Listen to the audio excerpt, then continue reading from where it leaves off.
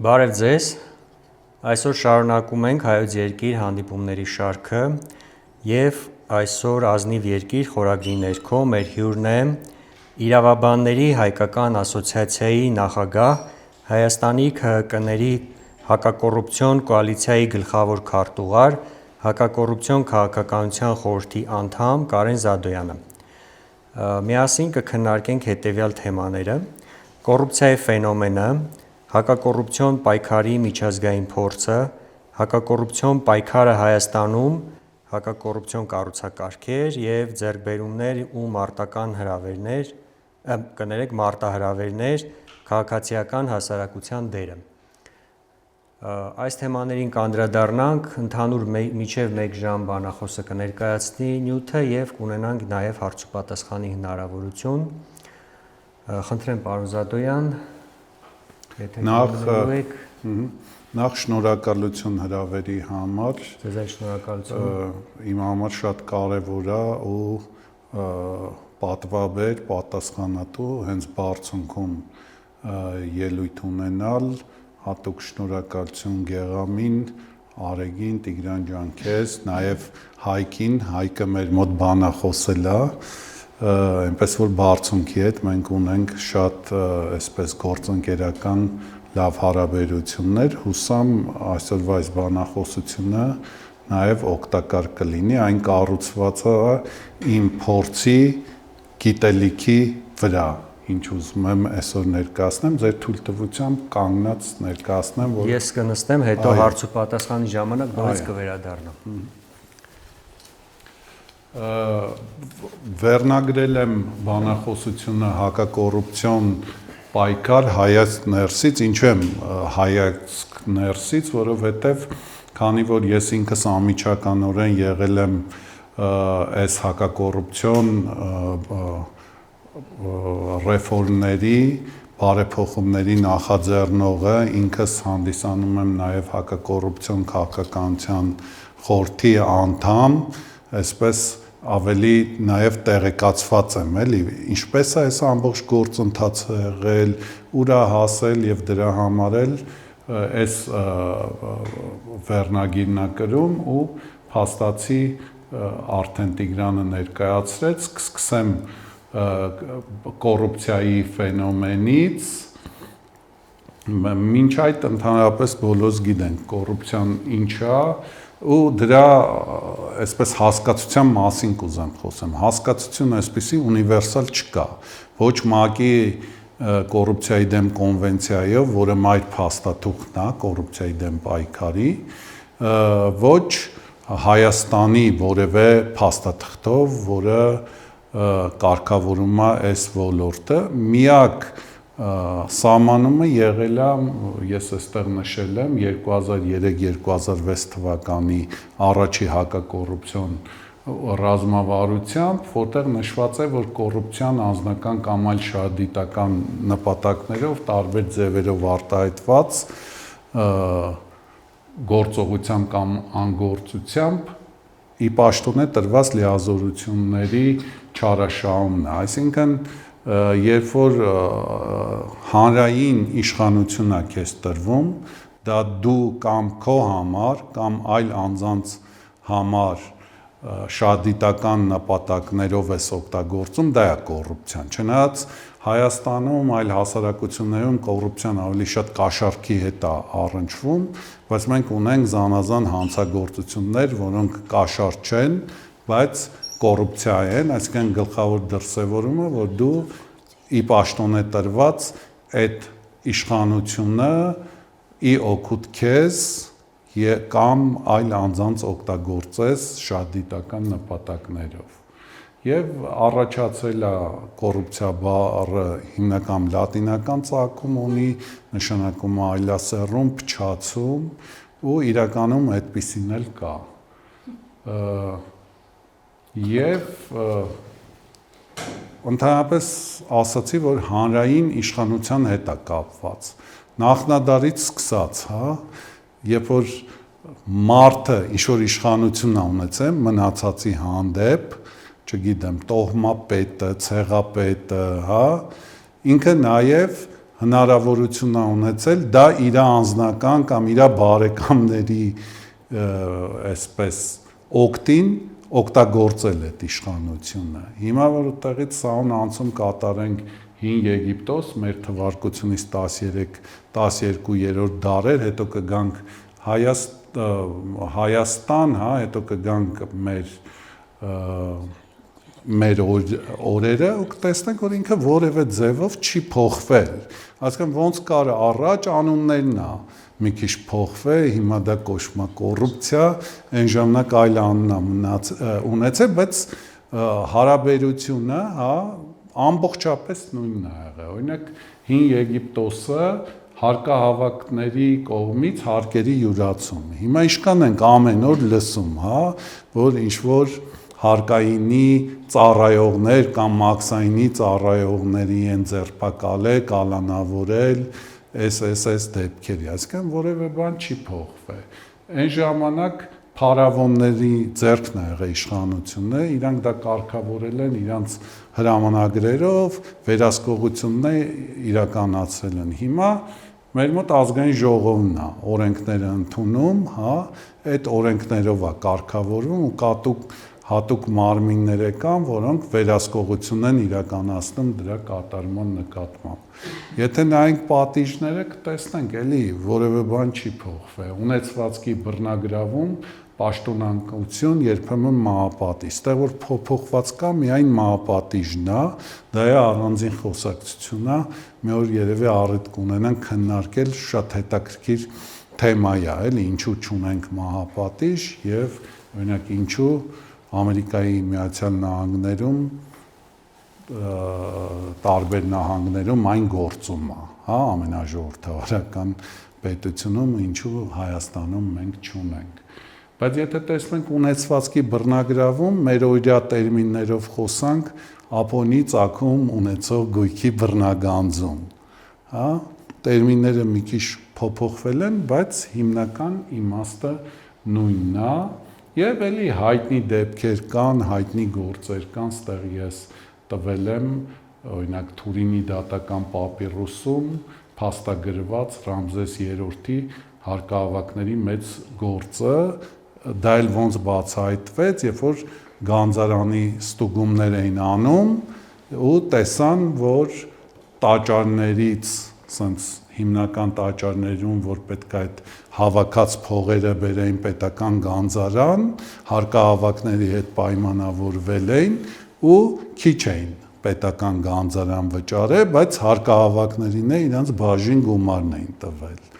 Էլի որ նայում ես մեր օրերում էլի հանդիպում է։ Նույնը Չինաստանում է եղել, էլի որ չկրկնեմ, մի հատ առանձնահատկություն ասեմ, որ հասկանանք, որ մենք տենց շատ բաներ չենք էլի փոխել։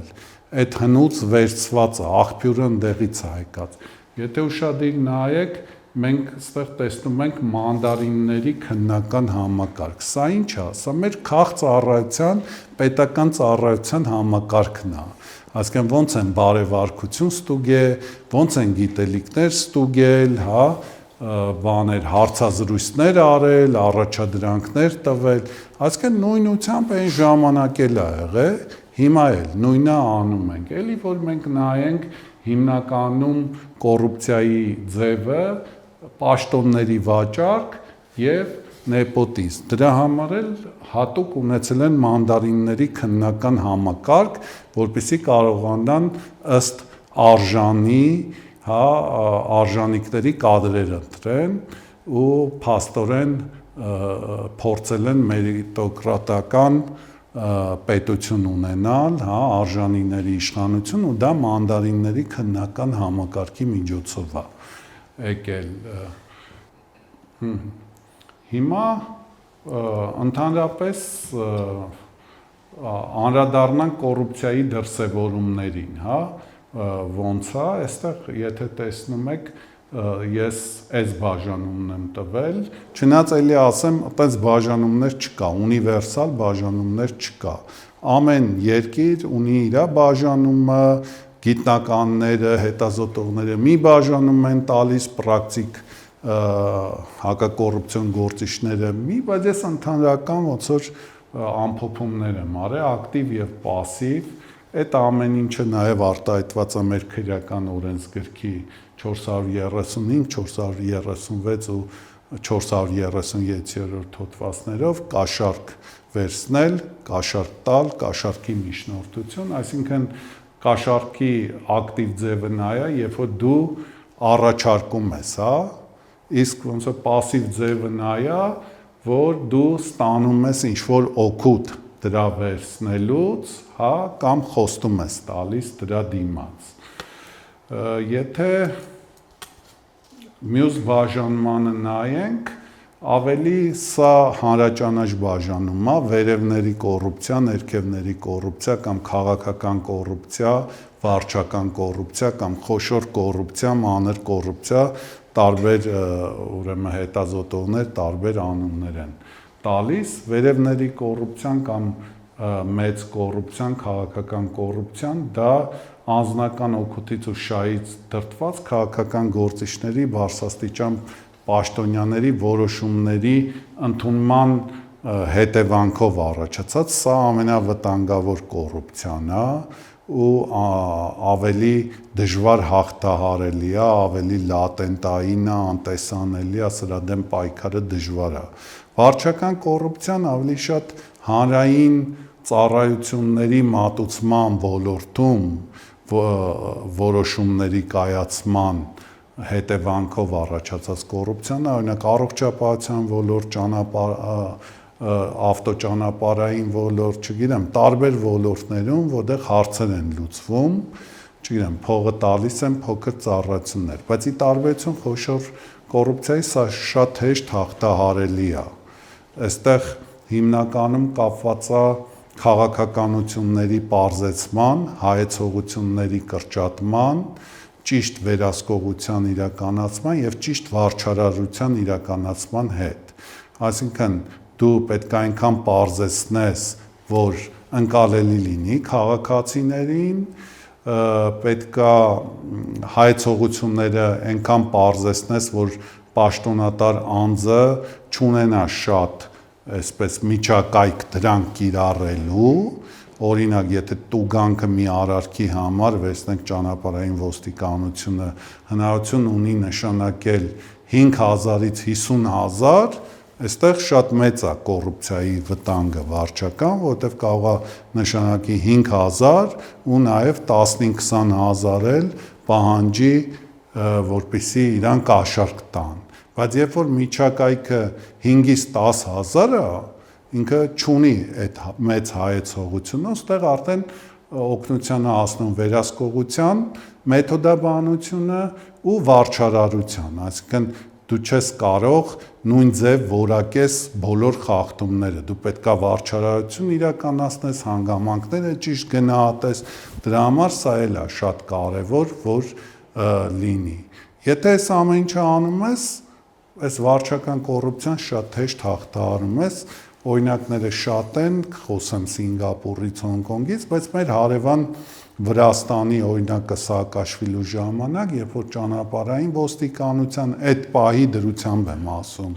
մաքսային, հարկային մարմինները կարողացան դա անեն, բայց իրենց սխալը խնդիրը նա էր, որ իրենք չկարողացան քաղաքական կոռուպցիան հաղթահարեն, չկարողացան արդար անկախ դատական համակարգ ունենան, որի միջոցով հնարավորություն կլներ նաև իրենց անմեղությունը հաստատեն, եթե ընկնեին դատարան եւ նորից ոնց որ ամփոփելով այս մասը, ասեմ, որ քաղաքական կոռուպցիան դա շատ դժվար է, հիմնական ընտրությունների ժամանակ է դրսևորվում, հանրային գնումների ժամանակ է դրսևորվում, հանրային պաուսների ժամանակ է դրսևորվում ու շատ դժվար է սրանց բացահայտումը։ Եվ մյուս դասակարգումը, որ տվել եմ, համակարգային եւ պետության զավթում անհատների խմբի կողմից։ Համակարգայինը նա է, որ բրգաձև է։ Այսինքն, եթե կաշառքի օրինակով վերցնենք, եթե ներքևից կաշառքը վերցնում են, ծառայողները այնքան են հանգիստ,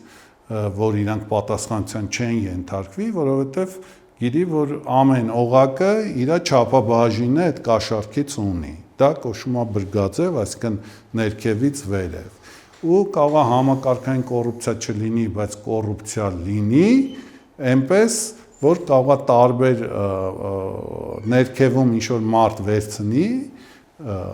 ծառայող, մտածի, որ հա կարող է չբռնվի, էլի, բայց վերահսկողության ճիշտ պարագայում նաև կարող է իրանք պատասխանատվության ենթարկվեն։ Եվ պետության զավթում անհատների խմբի կողմից, երբ որ կա մի խումբ, որ այդ ամբողջ իշխանությունը ծառայացնում է, որ այդ հանրային բարիքը, այդ պետության որոշումների մարմինների ընդունման առումով գնա իրենց։ Սա ամենավտանգավոր ձևն է։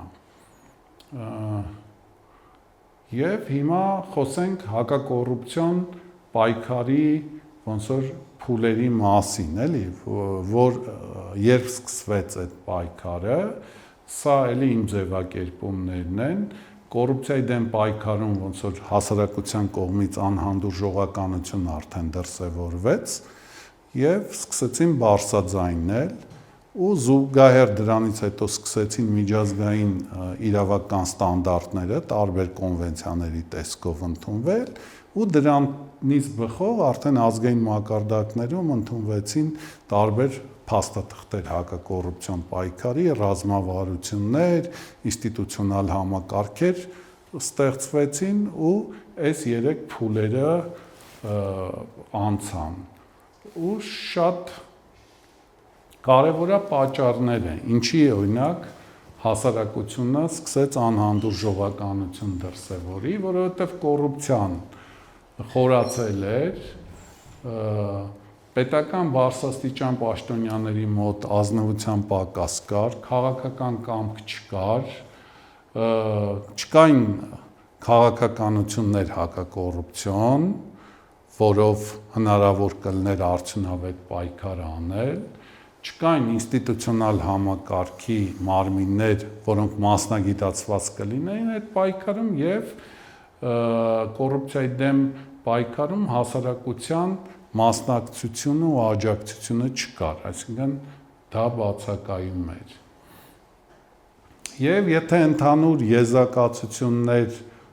անենք այս փուլում ասածից, կոռուպցիան եղել է համընդհանուր երևույթ, պետությունները միշտ փորձել են պայքարել դրա դեմ, պատիժները հիմնականում եղել են խիստ եւ կոռուպցիայի դեմ պայքարը պահանջել է համակարգային մոտեցում։ Եվ հիմա խոսենք հակակոռուպցիոն պայքարի միջազգային փորձի, այսինքն այդ երկրորդ մասի իմ այսօրվա բանախոսության, հիմնականում այդ ստանդարտներն են, հիշում եք, որ ասացի պետքա միջազգային ստանդարտներ ընդունվեին ու ընդունվեցին, հիմնական փաստաթղթերը այս թվարկվածներն է, առաջի փաստաթուղթը 96 թվականի մարտի 29-ին է ընդունվել, կոռուպցիայի դեմ պայքարի միջամերիկյան կոնվենցիան, հետո 99 թվին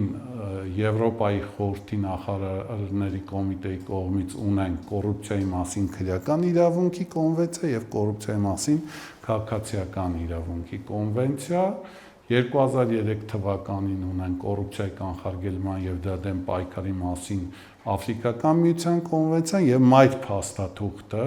դա միավորված ազգերի կազմակերպության կողմից 2003 թվականի հոկտեմբերի 31-ին ընդունված կոռուպցիայի դեմ կոնվենցիան է։ Նաև մենք կարևոր փաստաթուղթ ունենք տնտեսական համագործակցության եւ զարգացման կազմակերպության կողմից 97 թվականին ընդունված միջազգային առևտրային գործարքներում օտարերկրյա պաշտոնատար անձանց կաշառման դեմ պայքարի կոնվենցիան։ Սա ուղղակի որ իմանաք ու հիմա տեսնենք ոնց են ազգային պետությունների մակարդակում այդ միջազգային հակակոռուպցիոն ստանդարտները իրականացնում, դե առաջին հերթին ազգային պետությունները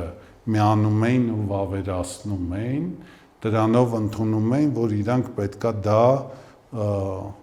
իմպլեմենտացիա անեն ազգային մակարդակներում, ու ազգային հակակոռուպցիոն քաղաքականություններ էին ընդունում,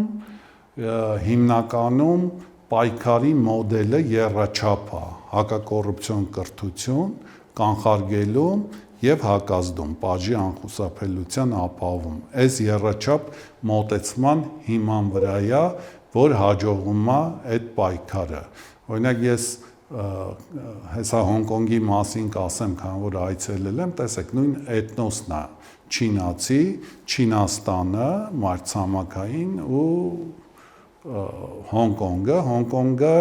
հակակոռուպցիոն պայքարում եռաչափ մոտեցումն է որդեգրել ու ինքը բավական մաքուր երկիր է համարվում, նաև կոռուպցիայի ընկալման համաթվով, իսկ Չինաստանը ավելի զիջում է տեղերը, որտեղ այնտեղ եռաչափ մոտեցումը չկա ու պատժի խստության վրա է դրված, նույնիսկ մահապատիժ է իրականացնում կոռուպցիոներների, ունեն, այսպես ասած, հետաքրքիր պրակտիկա, երբ որ նաև պաշտոնյաներին տանում են այդ մահապարտների խցերը, հա, ու ցույց են տալի, որ այս կոռուպցիայի հետևանքն է, հեսա մահապատիժի են իրականացնում, բայց մեկը այդ նույնիսկ այդ խստությամբ պայքարը արդյունավետ չի, ոնց որ Հոնկոնգում, որը եռաչափ մոդելն է ընտրել, որովհետև շատ կարևոր է, խոսենք դրա մասին, կրթությունը, կանխարգելումը եւ պատժի անխուսափելիությունը, դե կանխարգելման մասին ես ընդհանուր ասացի, ոնց են քաղաքականությունները փոխում ու դա արդյունավետ անում են, նախորդիվ ասեցի, եւ մյուսը հակակոռուպցիոն երկխոսության հարթակներն է, երբ որ երկրների ամբողջ հակակոռուպցիոն ներուժը հավաքում են այդ հարթակում։ Մեր մոտ դա հիմա կոչվում է հակակոռուպցիոն քաղաքականությունների խորհուրդ, որի ես անդամ եմ, հա, որտեղ այդ հարցերով զբաղվող պետական մարմիններն են, ազգային ժողովից, վարչապետի գլխավորությամբ, հասարակական մասնագիտական կազմակերպություններ եւ բիզնես կազմակերպություններ, ասեն իր միտքը նա է, որ այդտեղ պետքա գեներացվի այդ ամբողջ հակակոռուպցիոն միտքը, հա, որպեսզի տեղից լուծումներ դուրս գան։ Չգիտեմ, ինչքանով արդյունավետ է, դրա մասին կխոսենք, եւ մյուսը հակակոռուպցիոն ինստիտուցիոնալ համակարգի ստեղծումն է, որպեսզի այդ ազգային քաղաքականությունների իրականացումը ապահովի։ Այսպես պարզ բացատրեմ լայն հանրությանը, տեսեք, կան ժողովրդավարական պետություններ, իրավական այսպես ասեմ, իրավունքի, հա, պետություններ, որոնք ճանապարհ են անցել հարյուրավոր տարիներ,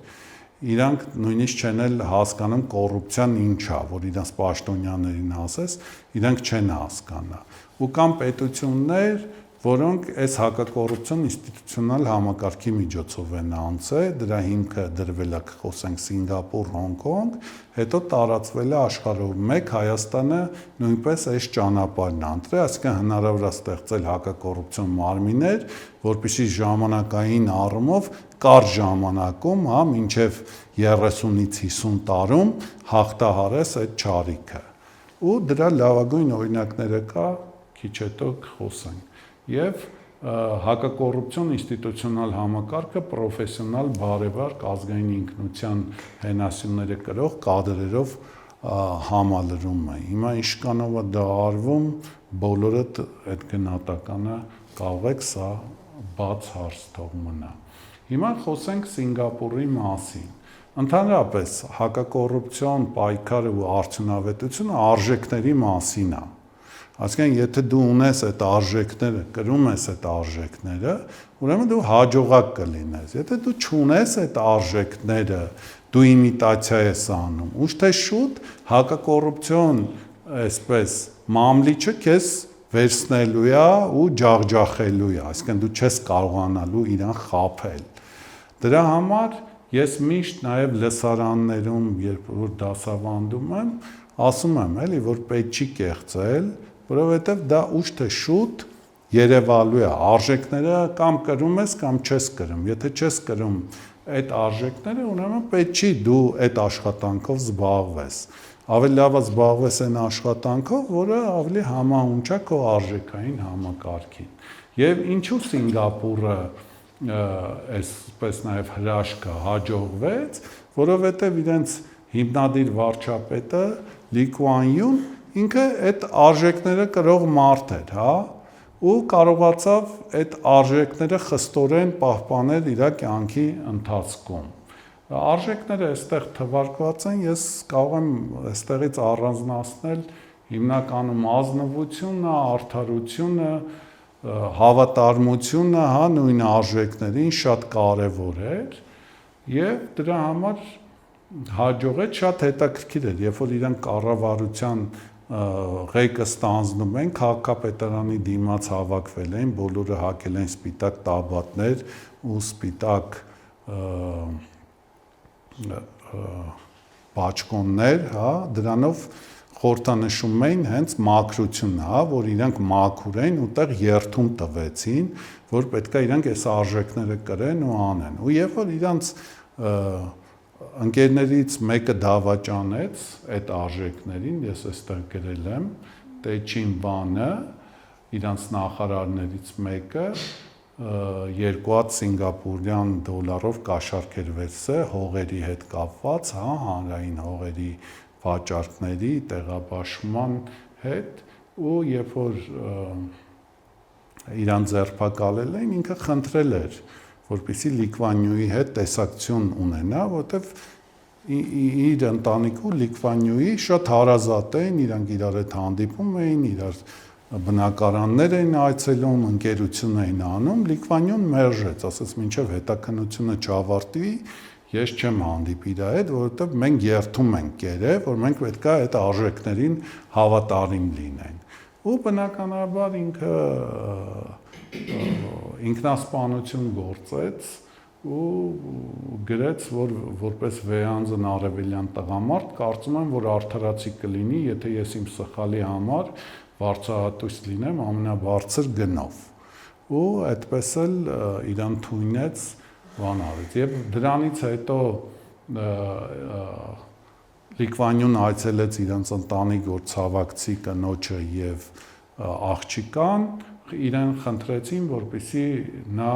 չհանրայնացնի, հա, որ կոռուպցիայի համար է մեղավոր եղել, այդ արդյունքները բժշկական հետազոտությունների, բայց ինքը մերժեց, ասաց չեմ կարող, հետո երբ որ հանրայնացրեց այդ արդյունքները, իրանք լքեցին Սինգապուրը, որովհետև այնտեղ համարվում էր ամենազազրելի հանցագործությունը ու քաղաքացիները իրանց կողքին չեն հանդուրժում, տենց հանցագործություն գործածին, իր ընտանիքի անդամներին, իհարկե ընտանիքի անդամները մեղք չունեն, բայց այդպիսին էր հանրային ընկալումը։ Եվ հիմա անցնենք Հոնկոնգին, շատ հետաքրքիր է, 75 թվականին է ձևավորվել հակակոռուպցիոն անկախ հանձնաժողովը, կներեք 74 թվականին է բան արել, ձևավորվել ու անցած տարին 50-ամյակներ, ինձ էլ էին հրավիրել, ես այնտեղ մասնակցել եմ, այս նկարները իրանց թանգարանում եմ արել, առաջին անգամ եմ ցուցադրում, ընդհանրապես ոչ ինտերնետում կա, ոչ բան, այս հայտնի Գոդբերիի բանն է, որը ոստիկան էր, կոռումպացված, երբ որ հանձնաժողովը ստեղծվեց, ինքը փախավ Մեծ Բրիտանիա ու հանձնաժողովը հասավ նրան, տեսնում եք, ոստիկանների ուղեկցությամբ, տանում են դատական ու դատապարտվեց 4 տարվա ու սա եղավ հավատը, որ քաղաքացիները սկսեցին հավատալ այդ հանձնաժողովին, որովհետև ինքը համարվում էր մի անձ, չգիտեմ, մեր համայնքական մասշտաբով ամենքդ որոշեք, ով կարող էր լինել ու բերեցին պատասխանատվության ենթարկեցին ու փաստացի քաղաքացիները հավատացին ու սկսեց հանձնաժողովը հաջողել, որովհետև գլխավորը քաղաքացիների հավատն է։ Եվ երբ որ միջազգային դասերի մասին խոսենք, դա քաղաքական կամքի առկայությունն է, քաղաքացու մասնակցությունն, առանց քաղաքացու աջակցությամբ պայքարը չի հաջողվելու։ Ինչքան է քաղաքական կամք ունենան անեն, եթե քաղաքացին չլինի կառավարության աջակիցը այդ պայքարում, միևնույնն է ձախողվելու է։ Հակակոռուպցիոն ինստիտուցիոնալ համակարգը ես կարող եմ հիմա ասել կխոսեմ սրա մասին, իրական համակարգը, նաև ազնիվ բարևարկ բարձրաստիճան պաշտոնյաները եւ ծառայողները եւ եռակողմ այդ մոտեցումը, որ ասացի կրթություն, կանխարգելում եւ հակազդում։ Եվ հիմա ես անցած տարվա իմ այդ հանդիպումների նկարներից եմ այստեղ դրել, եթե տեսնում ենք այս կողմում վերևում, հա, իմ կողմից, այսպես որ նայում ենք աջ կողմում, հանձնակատարն է Հոնկոնգի այդ հակակոռուպցիոն մարմնի ղեկավարը, քաղաքացիները ոչ միայն ճանաչում են, այլ նաև սիրում են, հավատում են, էլի վստահություն ունեն այդ մարդկանց։ Մենք փողոցներում նկարներից ցույց տվեցինք, իրանք իրոք քաղաքացիների այդ այսպես ակնածանքը, հա, վստահությունը տարբեր մի քանի հոգու փորձեցինք ուղղակի տենց հարցումներ, ճանաչում են թե չէ,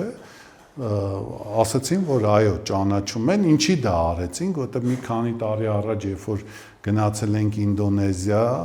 Ջակարտայի հակակոռուպցիոն մարմին ենք առավոտյան գնում, խմբով տաքսի ենք պատվիրում, հյուրանոցի աշխատողները ասում էին, ուր եք գնում, ասում ենք, այս հակակոռուպցիոն մարմին, ասում են, մի գնացեք, այդտեղ շատ վատ մարդիկ են, իրանք մարդկանց են բռնում, այսինքն այդ քաղաքացիների այդ ընկալումները կար, ու մենք դրա համար այդ տեսնելով Հոնկոնգում այդպես փոքր հարցում ենք անում, ոչ սոցիոլոգիական, բայց մեր համար շատ այսպես ակնհայտ էր ու ուրախալի, որ 100%-ով մարդիկ ճանաչում էին ու մեծ ակնածանք ունեին մարմնի ղեկավարի եւ մարմնի նկատմամբ, բայց այդպեսին չի եղել, այդ էլ կասեմ, ու այս շատ հզոր հնարավորություններ։ Իդեպ ասեմ Հայաստանի որևէ պետական մարմնից եւ հակակոռուպցիոն մարմիններից ներկայացուցիչ չկար այնտեղ։ Մենք ես եւ մեր ասոցիացիայի փոխնախագահ Մարատ Ատովյանն ենք գնացել, շատ լուրջ հանդիպումներ ունեցանք, այս մեջտեղի վերևում հանդիպել ենք Իտալիայի հակակոռուպցիոն մարմնի ղեկավարի հետ, ձախ կողմում հակազդման գծով տնօրենն, այսինքն այդ ամբողջ մեր մոտի ասած հակակոռուպցիոն կոմիտեի ղեկավարը, հա, ներքևում իրանց գլխավոր քարտուղարն է, մեջտեղի աջ կողմում Մալազիայի հակակոռուպցիոն մարմնի ղեկավարն է, ներքևի նկարները Եվրոպական միության գլխավոր դատախազի տեղակալն է, այսինքն դա մեծ հնարավորություն է նաև կապեր հաստատելու եւ այլն, ինչ եմ բերել, առաջի անգամ եմ էլի այս նկարները ցույց տալիս, երբ որ եկա Հայաստան արտադատության նախարարին մեծ նամակ գրեցի, ասի այսպես գնացել ենք, այստեղ փորձ կա, մենք կարող ենք կիսել, հա, մենք փոխնախարարի հետ հանդիպեցինք, այնտես նոր նախարարին է գրեցի, փոխնախարարի հետ էլի հանդիպեցին, տենց ընդհանուր խոսակցություններ, բայց տենց առիթ չեղավ հակակոռուպցիոն մարմիններին ներկայացնենք իրական փորձը, այսինքն մենք գնացել ենք տարի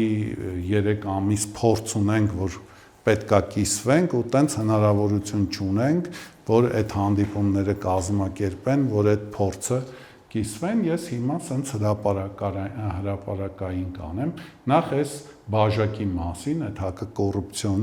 մարմնի սիմվոլն է, հետաքրքիր պատմություն կա, վախի հետ կապված, երբ որ հիմնադրվել է 74 թվականին, դրանից հետո մարդկանց ասել են եկեք գնանք կոմիտե հանձնաժողով մի բաժակ սուրճ խմենք ու դրանից հետո ձերբակալել են ու այդ մի բաժակ սուրճը շատ վատ ասոցիացիաներ ունի, բայց հիմա իրանք սա օգտագործում են հանրայնացման նպատակով, այսինքն բրենդային բան են դարձրել ու ես էլ եմ բերեմ, մեր կառույցում էլ կա այս բաժակից Այսինքն սա օգտագործում են, որ արդեն այդ սուրճ խմելը վատ չի, էլի։ Իրոք կարող է գնալ սուրճ խմել, ոչ մի տենց հետապնդում չի լինելու ու մարդիկ դրական էմոցիաներ են ունենում։ Այստեղ տեսնում եք, որ մի հատ տաղավար, որտեղ կրթական ծրագրեր են իրականացնում։ Այսինքն այս հաղորդումներ են անում, ֆիլմեր են նկարում, հա, խաղեր են հրապարակում, այսինքն ունեն բարևարկության խաղեր, աշակերտները դա են խաղում։ Մեկը իրանց բջջայինների մեջ են, խաղեր են խաղում, իրանք դա օգտագործում են լավ նպատակներով, այսինքն դպրոցում ինչ որ օրինակներ են բերում, ճաշարանում օրինակ բերել են հին մթերք ու աշակերտներից մեկը դա լսել է ու այդ ճաշարանի պատասխանատուն ուզում է կաշառի, որ նա չխոսի էլի այդ մասին։ Ու այդ սերիայով, այդ խաղի տարբեր փուլերով ցույց են տալիս, ոնց կարող է աշակերտը ընդդիմանա իր բարևարք պահվածքով, դա բացահայտի ու նաև կրթի մյուսներին, շատ հետաքրքիր այնտեղ։ Ու այս կրթական պրոյեկտը իրանց շատ մեծ է։ Ես իրանց պատասխանատուների հետ հանդիպեցի, մի խոսքով մեծ բան ունենք սովորելու ընդեղից ու հիմնական ասեմ հակակոռուպցիոն պայքարի հիմքը իմ կարծիքով դա հակակոռուպցիոն կրթությունն է։ Այս տեսնում եք իրանց մարմինների աշխատողների համար ստեղծված պայմաններն են հակակոռուպցիոն կոմիտեում, հա, մարզասրահը, դալիճը, չգիտեմ, տարբեր տեղեր, որտեղ կա հանգստի սրահը եւ այլն։ Սա իրանց կողմից կիրառվող, այսպես ասենք, թեթև զենքերն են,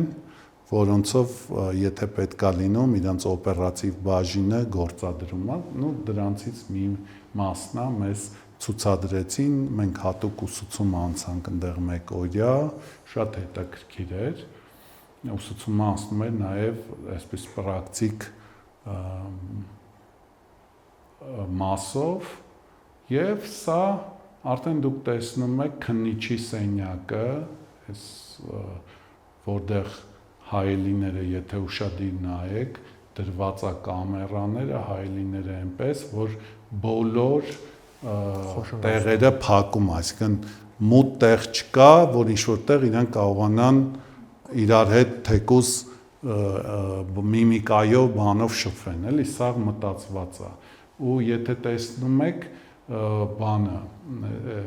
այստեղ այն բանի մեջ վերևը դրած է կամերա, որը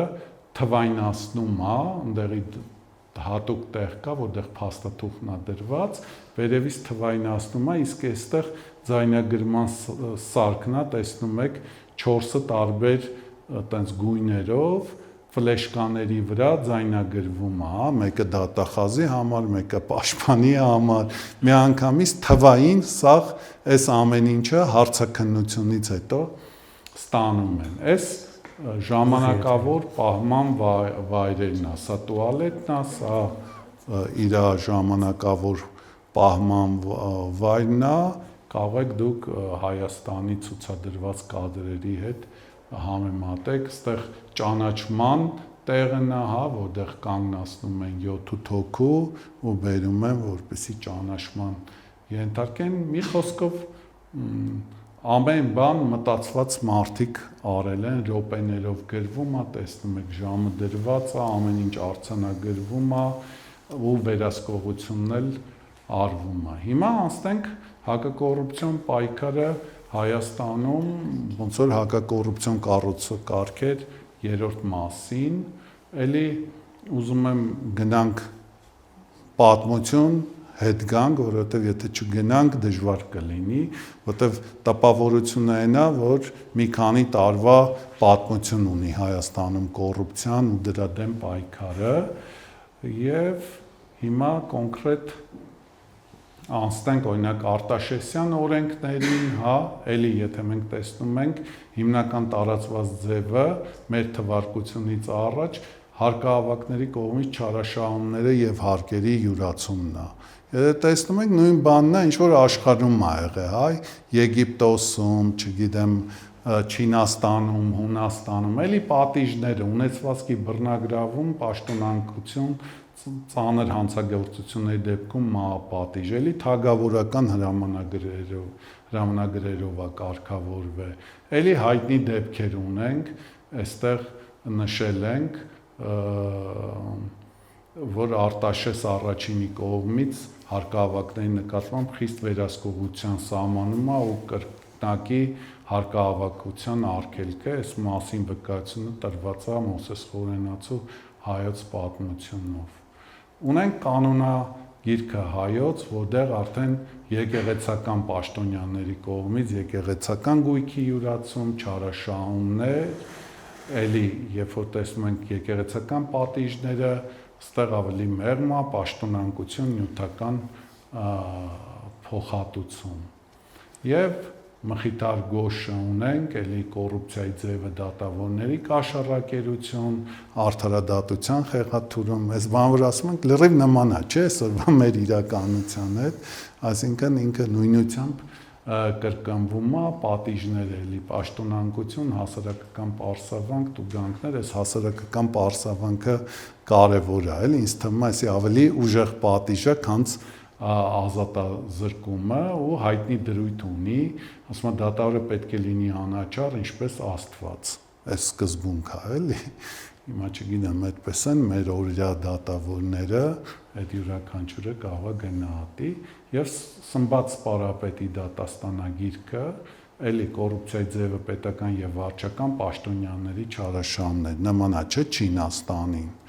այսինքն որ մենք նայում ենք նույնությամբ այդ ժամանակի հասարակություններում կապ չունի, որ պետություններում նույն խնդիրներն է, էլի պատիժներ, պաշտոնանկություն, ունեցվածքի բռնագրավում,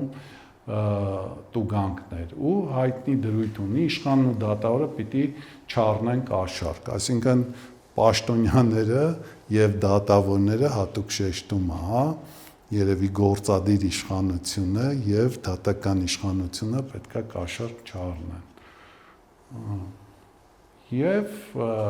հայաստանյան փորձին անցնենք, յուրահատուկ էր, որ Հայաստանը այս երեք փուլերը անցել է միաժամանակ, այսինքն քաղաքացիները սկսել են բարձրաձայնել կոռուպցիայի վտանգահարության մասին, միջազգային ստանդարտները ընդունվել են, զուգահեռ իմպլեմենտացիան Հայաստանում եղել է։ Եվ ինչ ենք արել մենք այդ թվականներին, սկսած 2007 թվականից, 2008 թվականից մենք սկսել ենք բարձրաձայնել, սկսել ենք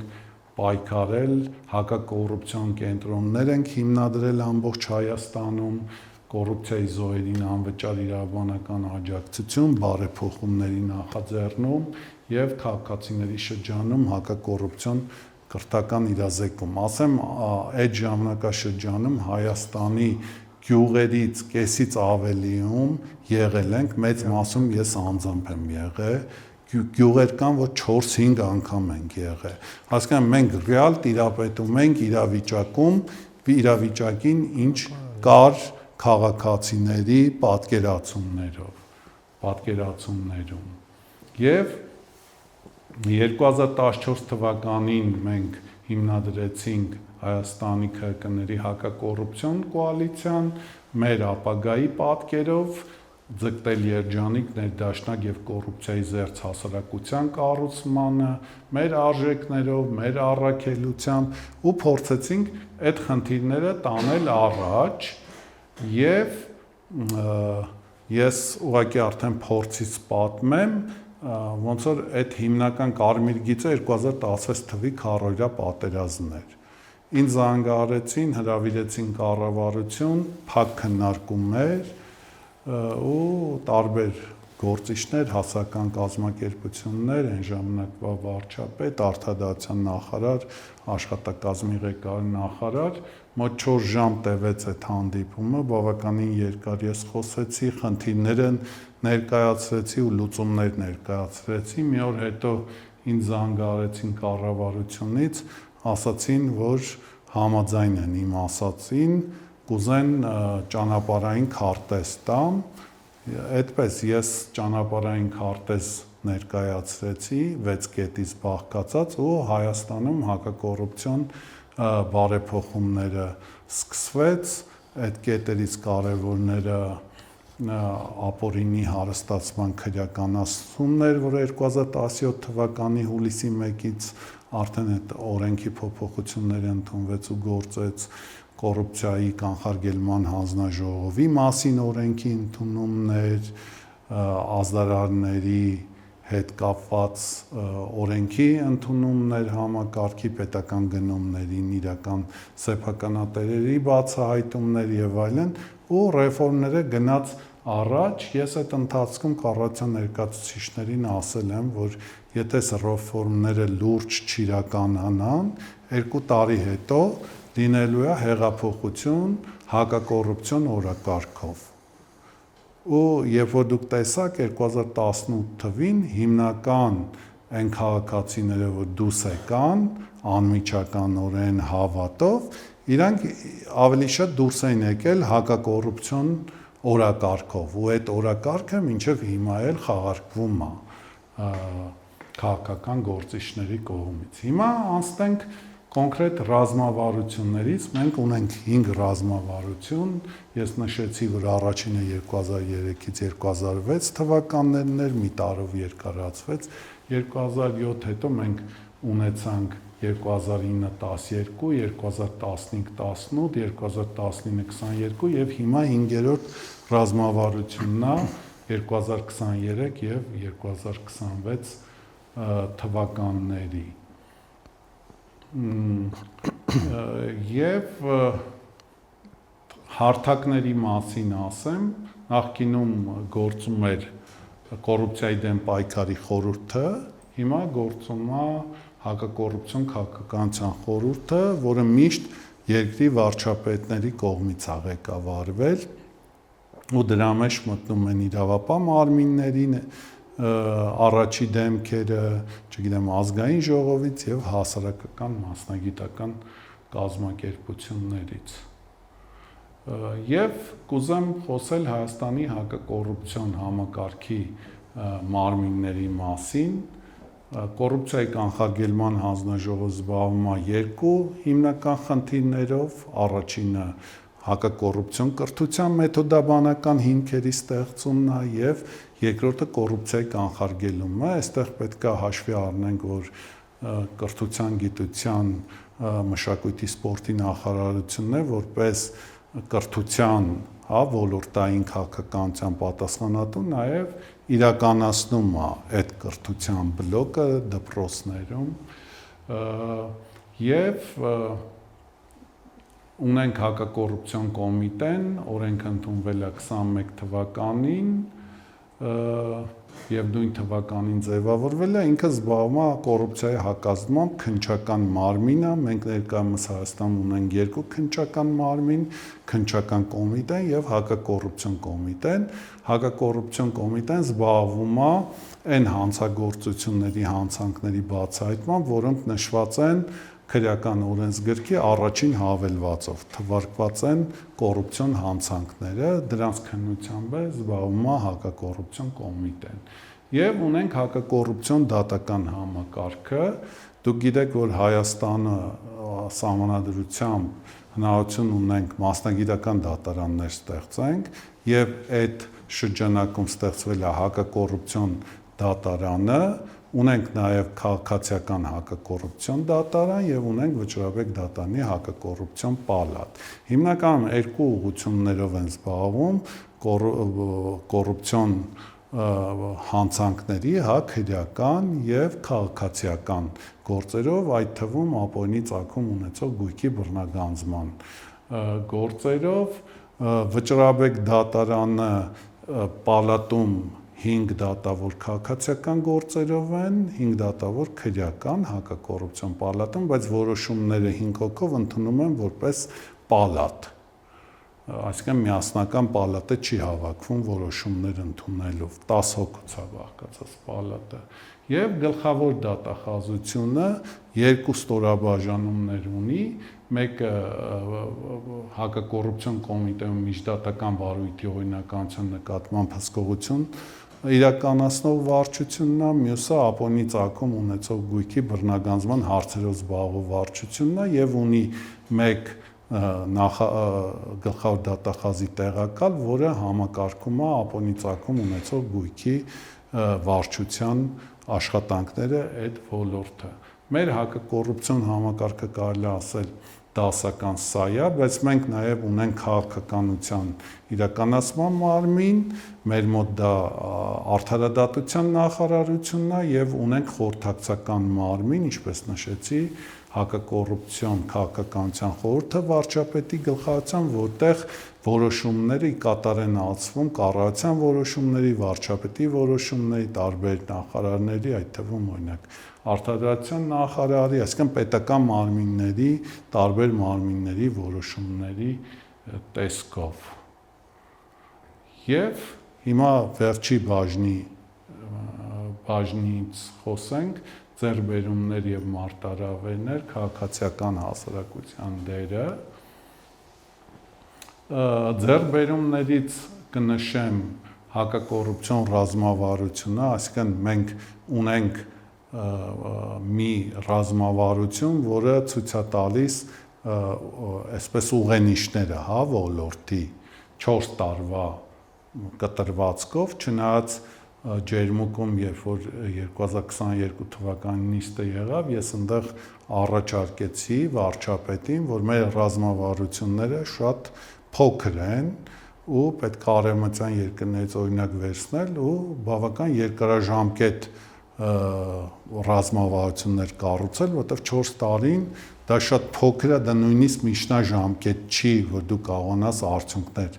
տեղ անես, ու ի ուրախություն ես այն օրը հայտնաբերեցի, որ սեպտեմբերի կարծեմ 18-ին է նոր ռազմավարական ուղենիշներ է կառավարության որոշման, որտեղ առնվազն 7 տարի է արդեն ռազմավարությունների ընդունման համար նախատեսված, այսինքն դա չի բացառում, որ ավելի երկարաժամկետ լինի։ Հիմա կփորձենք այս նոր ռազմավարությունը ավելի երկարաժամկետ կտրվածքով անենք։ Այստեղ ի՞նչն է կարևոր։ Ընդունման բանը, գործընթացը,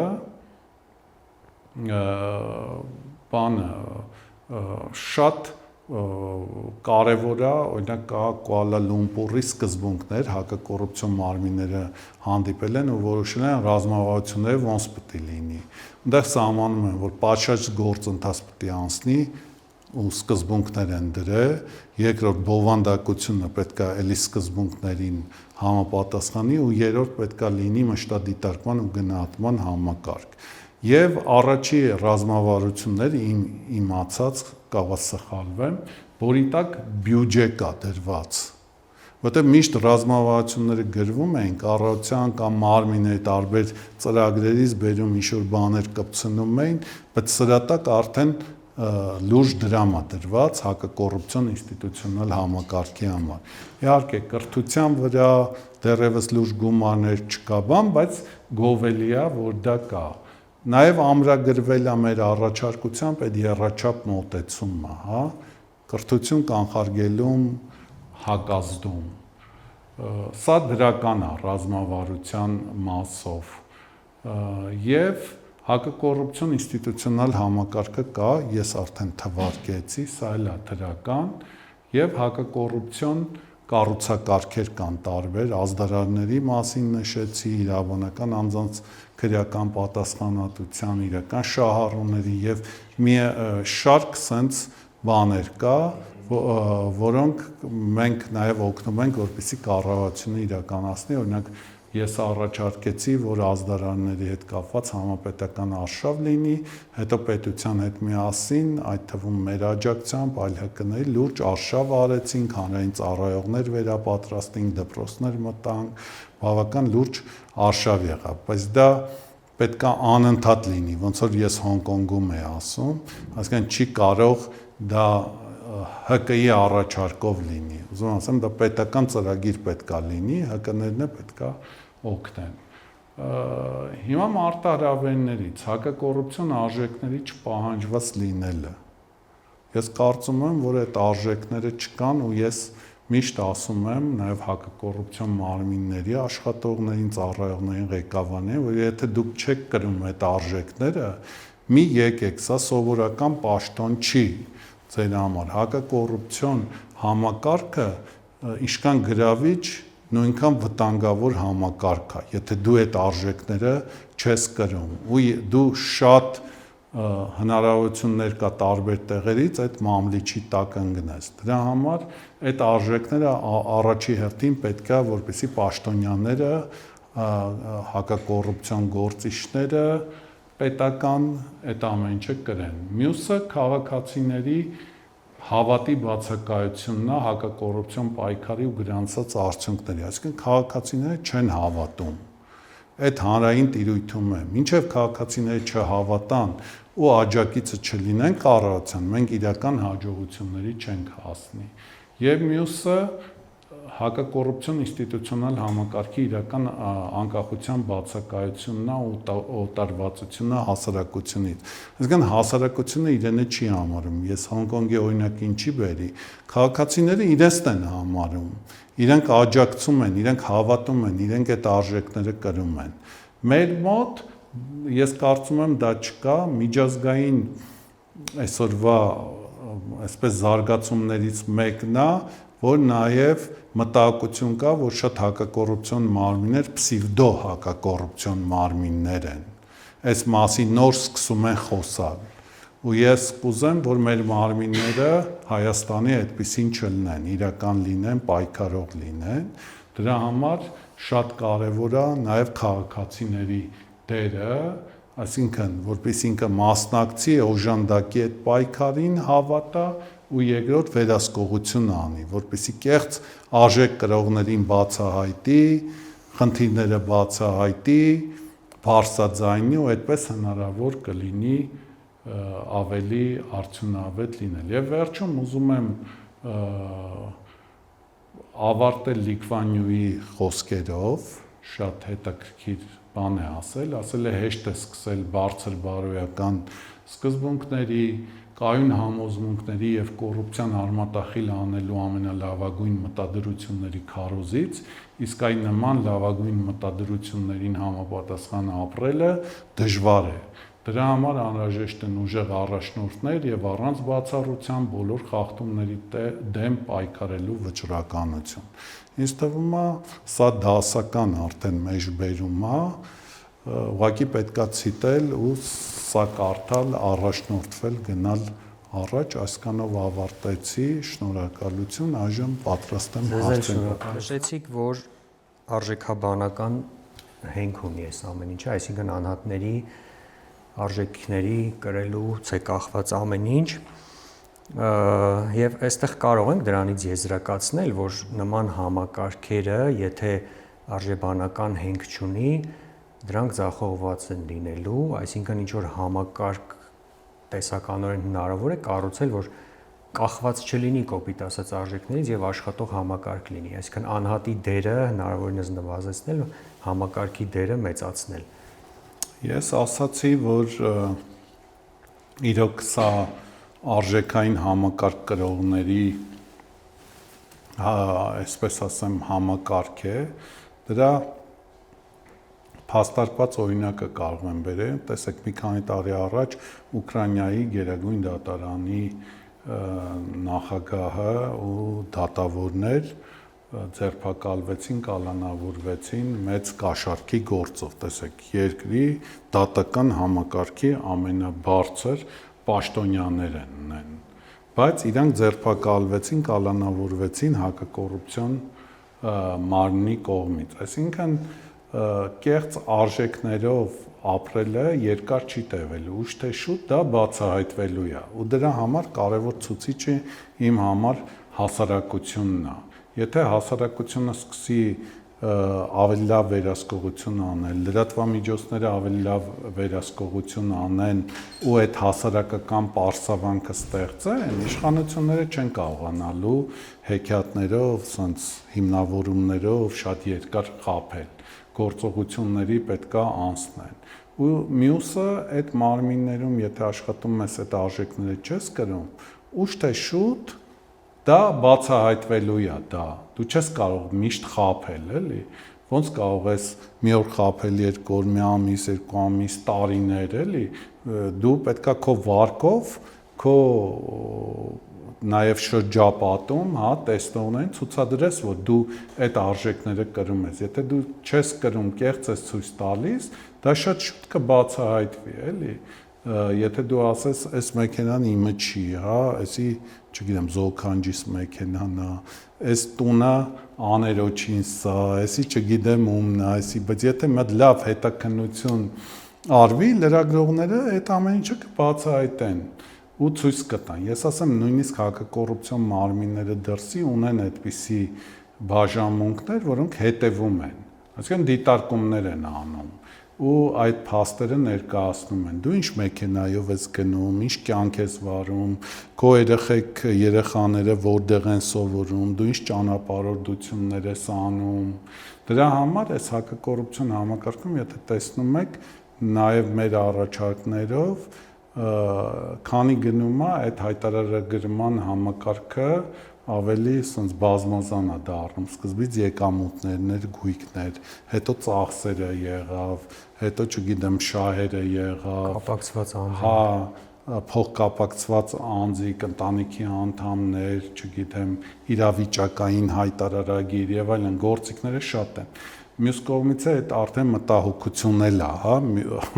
բան առաջացնում, այդ բալանսը ճիշտ պետքա որոշել, որ մարդկանց շատ անձնական կյանքն չմտնել, որովհետև բոլորը սկսում են ինչ-որ վախեր ունենալ, մտավախություններ ունենալ, բայց ասում եմ, ամենակարևորը արժեքներն են, արժեքների մասին է այս ամեն ինչը։ Այսինքն դու կամ կրում ես այդ արժեքները, կամ չես կրում։ Եթե կրում ես, ես միշտ երբ որ լսարաններում դասավանդում եմ, կոչ եմ անում, որ նայեք, եթե ձեր տեղը գրավել են անարժանիները հակակոռուպցիոն մարմիններում, եթե դուք արժանի եք կրում եք այդ արժեքները, դուք մեկը գնալու եք այդ համակարգ ու դուրս եք վանելու իրանց, որովհետև դա այդ արժեքները կրող անձերի համար է։ Հիմա էլ եմ կոչ անում, եթե երիտասարդները ունեն այդ արժե համակարգը, հա, եւ մասնագիտական կոմպետենցիաները եւ բարեվարկությունը, իհարկե դա իրանց տեղն է, ուշ թե շուտ իրանք շատ արագ առաջ են գնալու այնտեղ։ Եվ այդ արժեքների արմատացումը հենց կրթական խնդիր է, ու նաեւ նշեցիք, որ 3 կոմպոնենտ, 3 բաղադրիչ է՝ կրթական, հակազդման եւ կանխարգելման։ Այդ բաղադրիչներով կարող ենք որոշակի գնահատական տալ այսօրվա Հայաստանի հակակոռուպցիոն իրավիճակին գործունեության այդ նույն մարմիններին, պետական, որոնք գործունեություն են ծավալում, նշեցիք, արդյունավետության որոշակի գնահատական կարող ենք տալ ըստ այդ բաղադրիչների։ Ես ասեմ, այտենց բանը մասնագիտական, փորձագիտական հավաստի, հա, չափորոշիչների վրա գիտական հենքով հետազոտություններ չկան կամ գրեթե չկան, դեռևս այդ արդյունավետության կարող է դրվագային կան, օրինակ մարմինների ձևավորումների հետ կապված, հա, օրինակ պետքա բաց մրցույթներով անցնեն, պրոֆեսիոնալներ լինեն, հա, բայց այդ մտավախությունները կա, ԶԼՄ-ների կողմից կա վերլուծություններ, հետաքննություններ եւ հակակոռուպցիոն կոմիտեի բարձրաստիճան պաշտոնյաների ընտրության եւ դատախազության եւ դատավորների մասով կարծում եմ արդյունավետության գնահատականը ի վերջո քաղաքացին իր ամենօրյա կյանքում պետքա տա, այսինքն այդ բարեփոխումները, որ եղել են, իր կյանքը ինչ որ մի բանով դրական փոխվել է, թե չի փոխվել, այսինքն ինքը զգում է, որ օրինակ գնում է սոցիալական ապահովության աշխատանքի նախարարություն կամ այդ բաժինները, հա, այդ բյուրոկրատան վերացել է, կաշառ պահանջում են, չեն պահանջում, իր հետ բարևարք են, թե չէ, կամ ճանապարհային ոստիկաններ, բարեկները, որ կանգնացնում են, բարևարք են, օրենքով են ամեն ինչ անում, չգիտեմ, այդ քաղաքացիները ամենքը պետք է իրանց գնահատականը տան, եթե իրանք գոհ են, ուրեմն որոշակի դրական շարժում կա, բայց դա գործընթաց է։ Ես ասացի Հոնկոնգում եղել եմ 50 տարի հետո, ինքը այլ բան էր, 50 տարի առաջ այլ բան էր։ Մարդիկ կանց խափում էին, ասում էին արեք գնանք սուրճ խմենք ու տանում էին ձերբակալում կալանավորում էին։ Հիմա այդ սուրճի բաժակը դարձել են գովազդի առարկա ու գովազդում են հանրաճանաչությունա դա բերում 50 տարին կարելի է ասել եւ շատ ժամանակ է եւ քիչ ժամանակ է բայց իրանք ունեն արդեն արդյունքներ ասեմ ավելին իրանք գրեթե հանրային ոլորտում կոռուպցիան զրոյացրել են իրանք պայքարը հիմա մասնավոր ոլորտում է այսինքն իրանք ամբողջ կառուցակարգերը պայքարի կանխարգելումը բաժիչ միջոցները կրթությունը ուղղված է մասնավոր ոլորտին իսկ սկզբանե եղել է հանրային պետական հանրային մի հարց էլ տամ այսպիսի թեզ էր ժամանակին պատտվում հիմա էլ երբեմն տենց այդ թեզի մասին խոսացողներ կան որ որպես կառավարման մոդել օգտագործվում է կոռուպցիոն համակարգը բրգաձև կոռուպցիոն համակարգը որը լավից վատից աշխատում է հենց հանում ես այդ կոռուպցիոն համակարգը սկսում է չաշխատել համակարգը ու ավելի լավ է այսպեսի թեզ կա որ ավելի լավ է լինի կոռուպցիան բայց համակարգը աշխատի քան թե չլինի ու ընդհանրապես ոչ մի գործողություն տեղի չունենա համակարգը սկսի ճահճանալ սրա մասին ինչ մեկնաբանություն կունենաք նու օրինակ բերեմ ասենք մարդը չգիտեմ կոմունալ ծառայության այդ խնդիր ուներ նախկինում կաշառքի միջոցով լուծում էր այդ խնդիրը երբ որ կոռուպցիան այդ կաշառք տալու հնարավորությունը չկա, ինքը չի կարողանում իր խնդիրը լուծել ոչ մի տարբերակով, որոնքի սահմաններում առաջ չի գնում իր խնդիրը։ Այսինքն մի դեպքում ճանապարհ կար լուծելու, մի դեպքում չկա։ Եվ այդ անցումային փուլում մարդիկ բախվել են սրան, ու հիմա դա որպես թեզ առաջ են քաշում եւ ձեր մեկնաբանությունը կուզենայի լսեի։ Ես իհարկե դրա հետ համաձայն չեմ, ասեմ թե ինչու որովհետև երբ որ դուք խոսում եք վարչական կոռուպցիայի, հանրային ծառայությունների մատուցման ոլորտում կոռուպցիայի մասին, պաշտոնատար անձը կամ ծառայողը երբ որ գումար է վերցնում կամ ինչ որ շահ ստանում, որ ինչ որ գործողություն անի, այդ իր ինչ որ գործողությունը բխում է իր պաշտոնի նկարագրի գործողություններից, այսինքն ինքը անօրինական որևէ բան չի անում Ինքը օրինական է, օրինակ երբ որ մենք հակակոռուպցիոն կենտրոններ էինք 2008-ից հետո գործարկում, երբ որ գնում էր բանավոր օրինակ համատիրություն մի բան էր ասում, որ ինձ այս տեղեկանքը տվեք, հետո իրանից ասում էին այս փողը կտաս, կտանք։ Մենք ասում ենք բանավոր մի գնա, գրավոր գրում ենք ու գրավոր ենք ուզում։ Իրանք շատ արագ դա տալիս էին։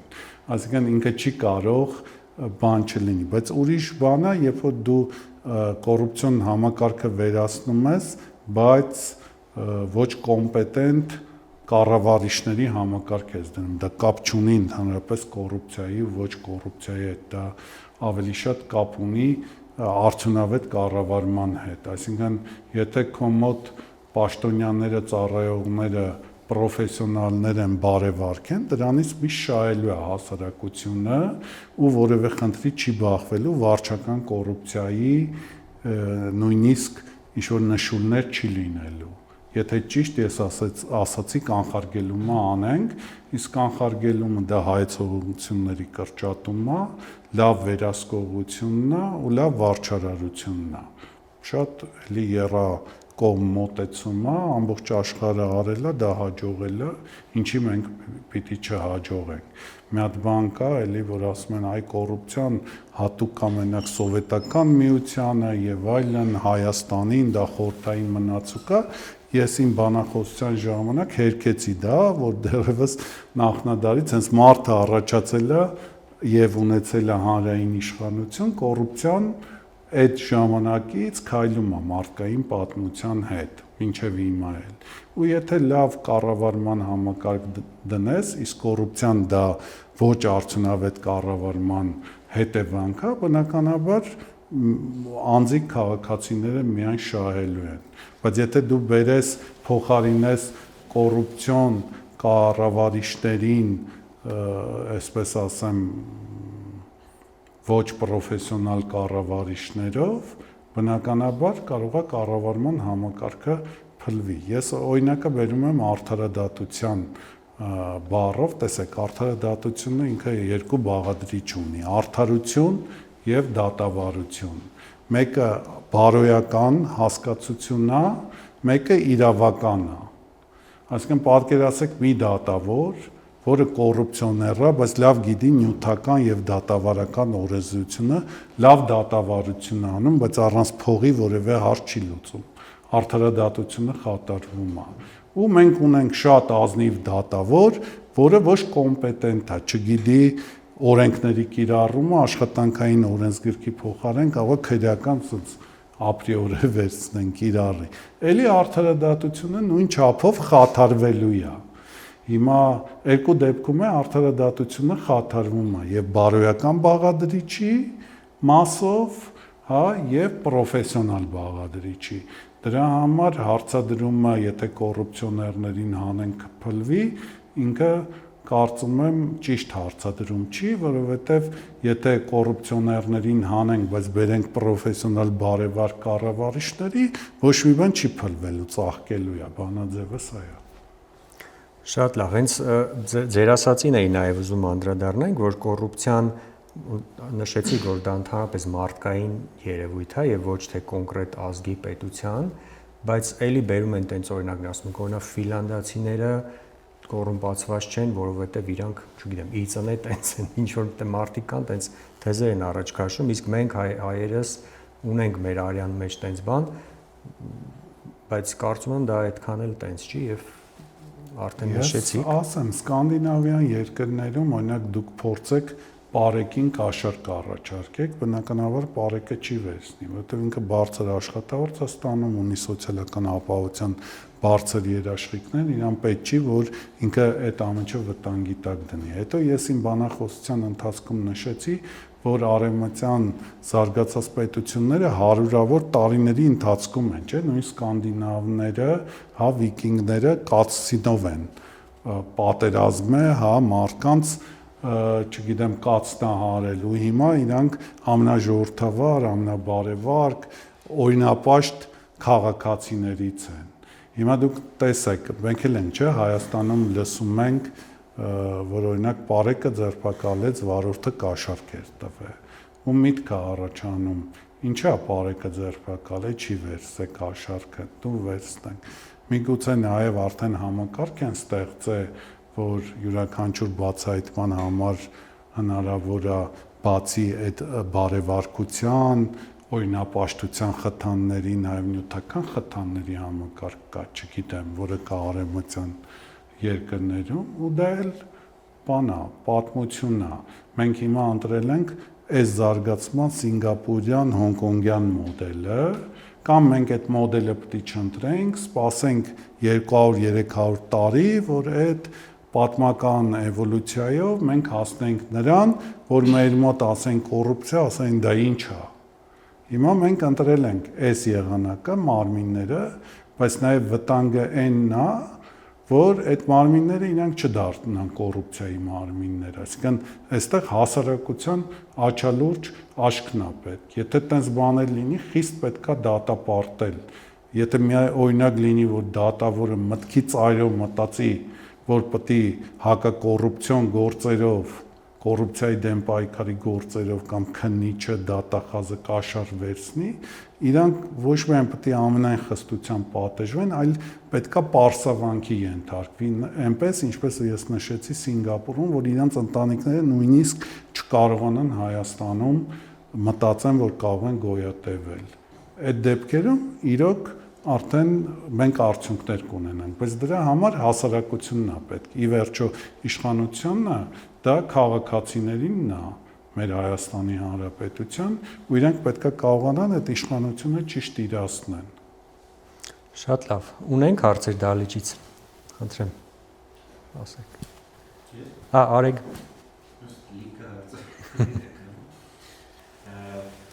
Բայց առաջինը վերաբերում է նա, որ ասացիք, որ այդ փոքր կոռուպցիան կամ ներքևների կոռուպցիայի վերաբերյալ ավելի հեշտ է, մեխանիզմները կան եւ այլն։ Ուզում եի հարցնել դրան տենց ոնց որ հասկացա շատ անդրադարձ չեղավ, իսկ այդ վերևների կոռուպցիան պետական մարմինների այդ իրենց օգուտ բերող հանրային սեփականության այդ դրա դեմ պայքարի գործիքանը ինչպիսին է, բացի այնից, որ ասենք ընտրությունները սա փոխմաս այդ կառավարությանը ինչ որ ավելի լավ ուժ է գալիս։ Դրանից բացի ինչ որ բան կա, որ հնարավոր է այդ դրա դեմ ինչ որ բան անել։ հենց մեր հիմնական հակակոռուպցիոն համակարգը եւ հակակոռուպցիոն կոմիտեն հենց այդ պայքարի գործիքն է։ Այսինքն կոռուպցիայի դեմ պայքարի թիրախում հիմա այնպիսի քարոզչություն է գնում, որ այդ կոռուպցիան հատուկ էր միայն նախկիններին, հա, նախկին պաշտոնյաներին, բայց հակակոռուպցիոն մարմինների թիրախում առաջին հերթին պետքա լինի կառավարությունը, պաշտոնյաները իրանց աչալուրջ աչքի ու հսկողության տակ։ Ու դրա համար ես նշեցի, որ մարտահրավերների մեջ անկախությունն է։ Պետքա վարչապետը, կառավարությունը որևէ գործիք չունենա հակակոռուպցիոն մարմինների վրա։ Մեր հակակոռուպցիոն կոալիցիան Հայաստանում երևի միակն էր, որը հայտարարություն արեց վարչապետի SMS-ային, հա, այդ պաշտոնանկությունների մասին, դա համարելով, որ դա շատ վտանգավոր երևույթ է, որովհետև այդտեղ են նշելով, որ հակակոռուպցիոն մարմնի ղեկավարը չի կարող մի հատ SMS-ով դիմում գրի ու գնա, ինքը պետքա լուրջ, նախ ինքը ունի երաշխիքներ, բայց պետքա այդ երաշխիքները ավելի լուրջ լինեն, երբ որ ես սահմանադրական բարեփոխումների հանձնաժողովի անդամ եի, այտենց հայեցակարգ էի պատրաստել, որպեսզի իրան սահմանադրական կարգավիճակ տանք այդ մարմիններին, ոնց որ MIP-ի դեպքում է, որը հնարավորություն կտա ավելի արդյունավետ իրականացնել, այսինքն կառավարությունը, իշխող կուսակցությունը որևէ ազդեցություն չպետք է ունենա այդ գործերի վրա։ Դրա լավագույն օրինակը Ռումինիայի օրինակն է, կհիշեք հակակոռուպցիոն դատախազ Լաուրա Կովեշին, որը հիմա Եվրոպական միության գլխավոր դատախազն է կամ դատախազը, հենց ինքն էր պայքարում կառավարության, հա, իշխանությունների դեմ ու իշխանություններն ամեն գնով իր դեմ պայքար էին տանում ու այդ ժամանակ ժողովուրդը դուրս եկավ փողոց Լաուրա Կովեշիին թիկուն կանգնելու։ Ուզում ասեմ, այդ կապը հակակոռուպցիոն մարմինների ու հասարակության պետքա շատ օրգանիկ լինի։ Եթե իրենք իրոք այդ կեղծ արժեքներ չեն կրում, իրական արժեքներ են կրում, իրանց գործունեությունը լայն հասարակությունը միշտ աջակցելու է ու իրանց թիկունքին կանգնելու է։ Ու այդ դեպքում, եթե իրանց թիրախը կոնկրետ գործող կառավարությունն է, հա, այդ ժամանակի, այդ դեպքում կառավարությունը որևէ շանս չի ունենա հակակոռուպցիոն մարմինների դեմ։ Հիմա մենք պետք է հասկանանք, որ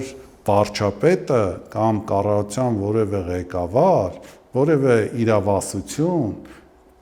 չպետք է ունենա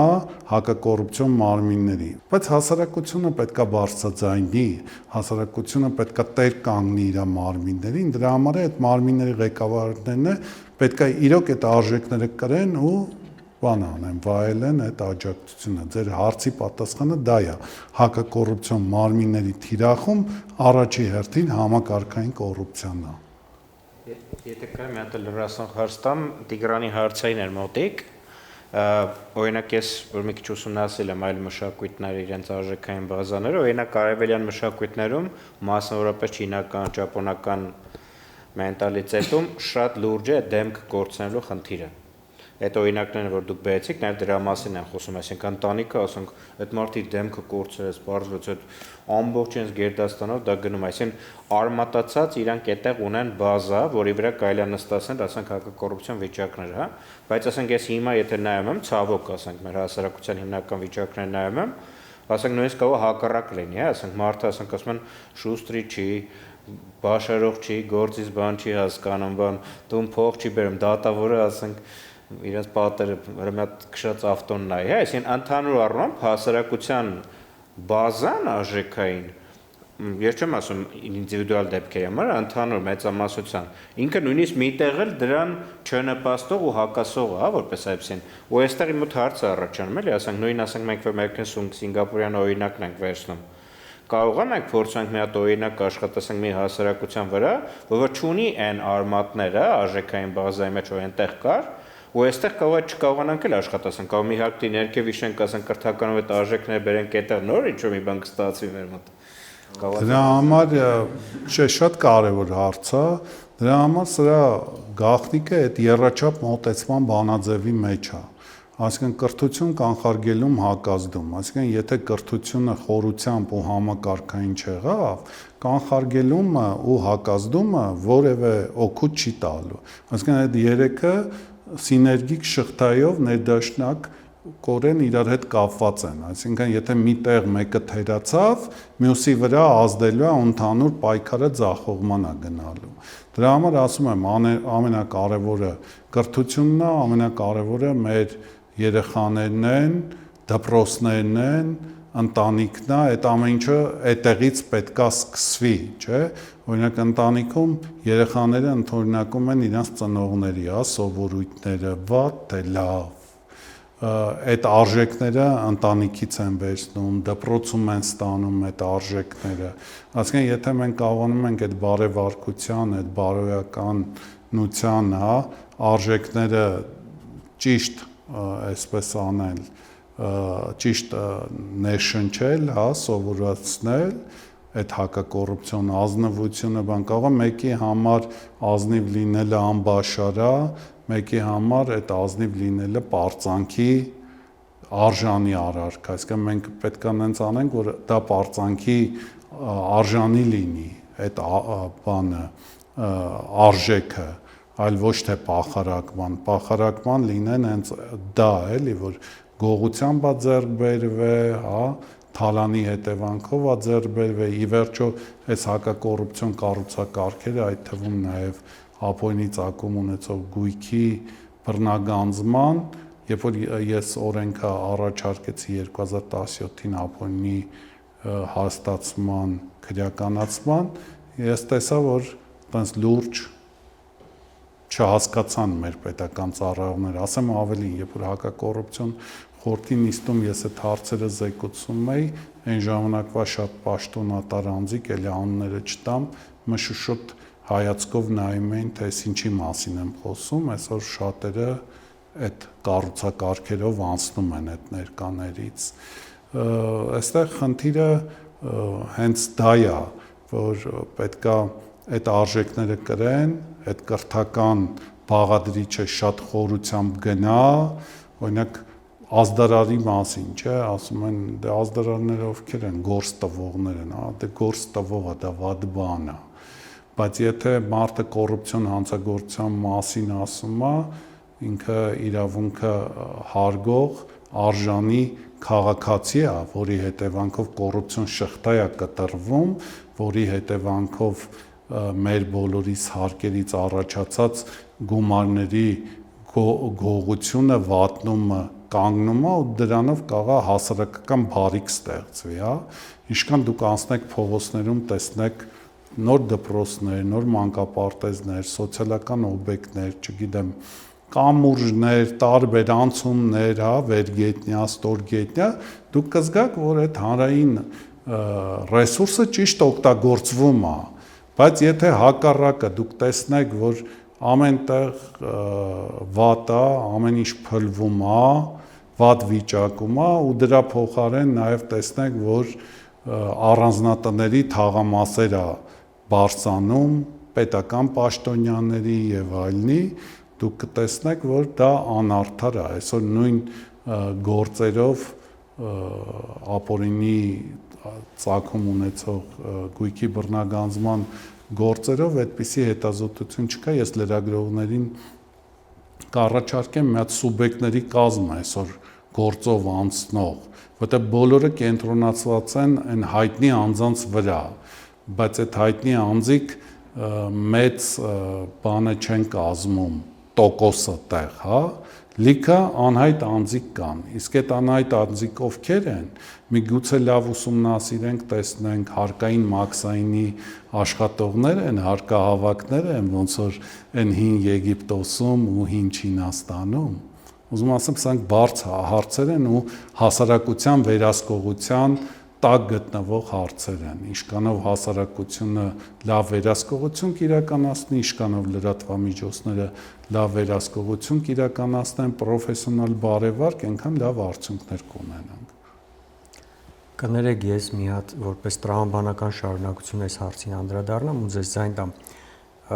Խոսեցիք հասարակական բարիքի ստեղծման մասին ու իմ մոտ տենց մեկնաբանություն ծագեց, որ միգուցե բացի արժեքահեն այդ կրթությունից դրան զուգահեռ պետք է նաև մարդկանց այդ նյութական շահի մասին խոսել, որ հասարակական բարիք ստեղծվելու մասին է նաև այս ամեն ինչը, ու կուզեի նաև անդրադառնալ այդ տեսանկյունից, որքանով է կոռուպցիան որպես պետության զարգացման արգելակող գործոն, այսինքն տարբեր գործոնների շարքում ինքը ինչ տեղ ունի, առաջնային, երկրորդային։ Շատ կարևոր հարց եք բարձրացնում, տեսեք, Սինգապուրում Լի Քվան Յուն ինչպես լուծեց այդ հարցը, նախ աշխատավարձերը հանրային սեկտորի ու մասնավոր սեկտորի փորձեց այսպես համաձայնեցնել մոտ 20% այսպես տարբերությամբ, հա, ու սկսեց բարձրացնել, օրինակ հայտնի իրավաբանական ընկերություններից մեկի նախագահին, երբ որ առաջարկում էր արտադրության նախարար, ասում էր դե արի արտադրության նախարար հանրային բարիքի համար, հա, հանրության, իսկ այն 20%-ն է հենց այդ կկոմպենսացնի էլի այդ փողի այդ հարցը, բայց աշխատավարձերը բարձրացրել էր։ Երբ որ մասնավոր սեկտորում աշխատավարձերը իջան, պետական սեկտորում է իրանք իջացրեցին։ Այսինքն դրանք օրգանիկ պետքա բանը կապի մեջ լինեն ու տարբերությունը պետքա մեջ չլինի։ Այստեղ ասեմ, բավական մենք ռազմավարությամբ էլ նախատեսել ենք հակակոռուպցիոն մարմինների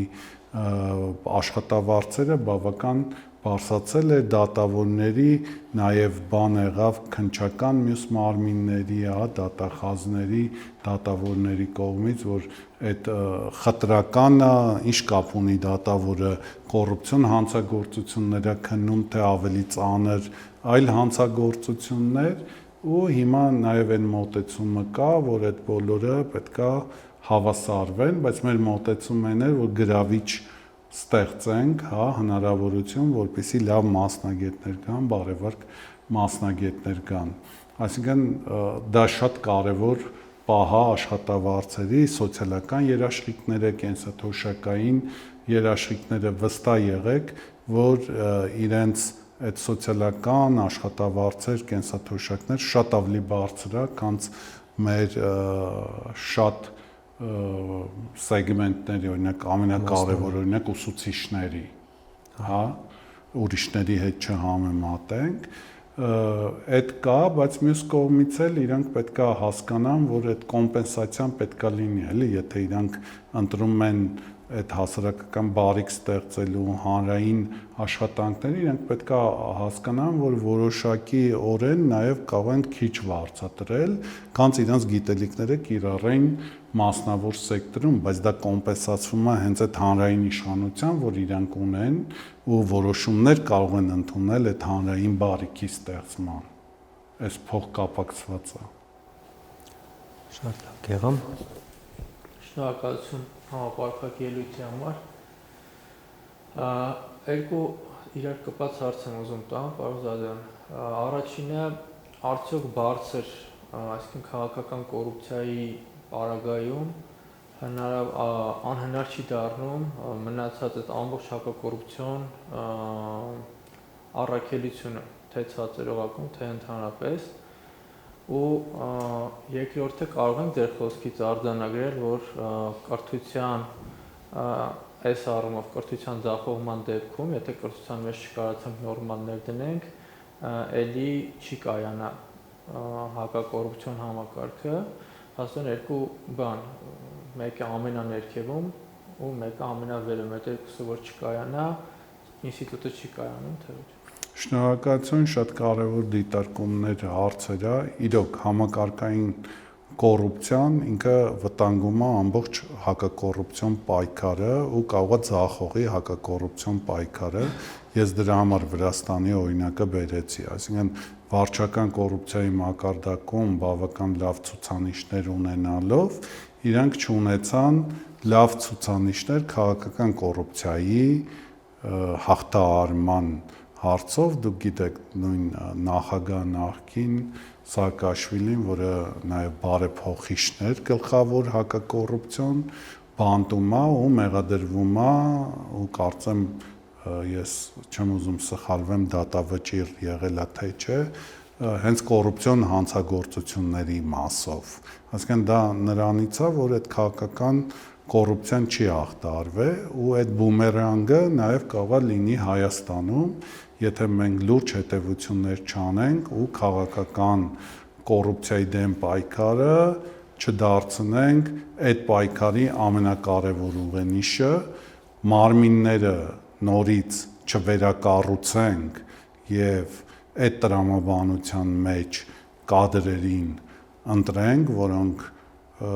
որևէ ձևով կախված չեն լինի, ոչ իրենց հեղինակությամբ, ոչ,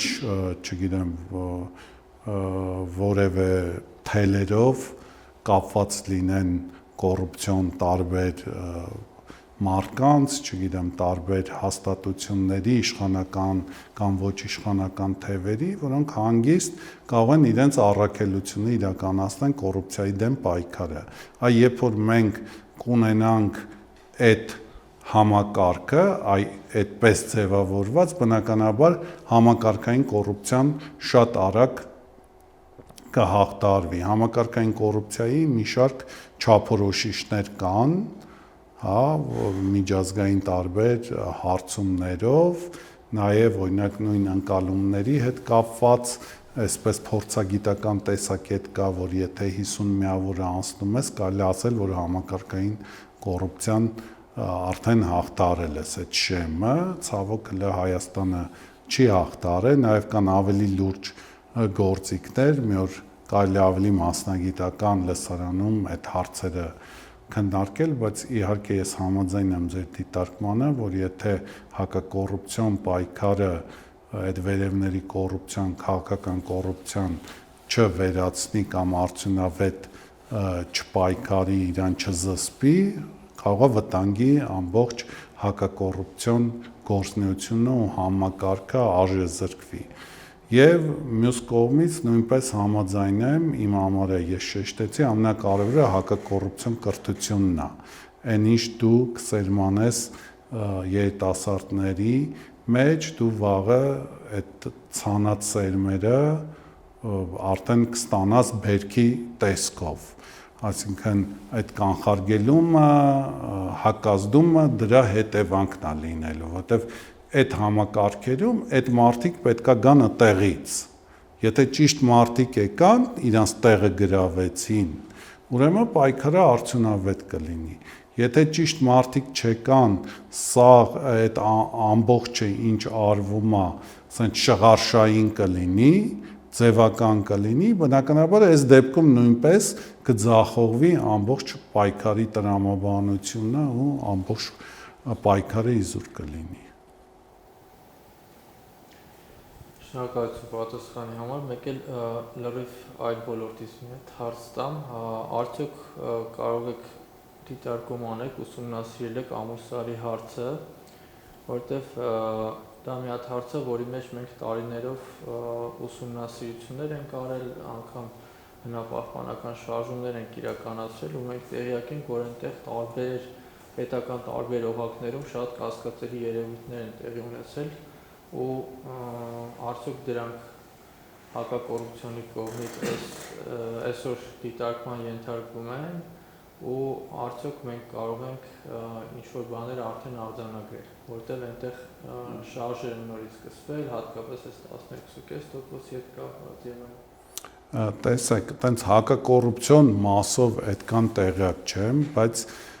մի բան կարող եմ ասել, որ եթե այտենց փաստեր կան, չգիտեմ, հետազոտություններ կան արված, որոնք կոռուպցիոն ռիսկեր են բացահայտել, չեմ բացառում, որ հնարավոր է կլինեն, բնականաբար այդ բոլոր փաստերը,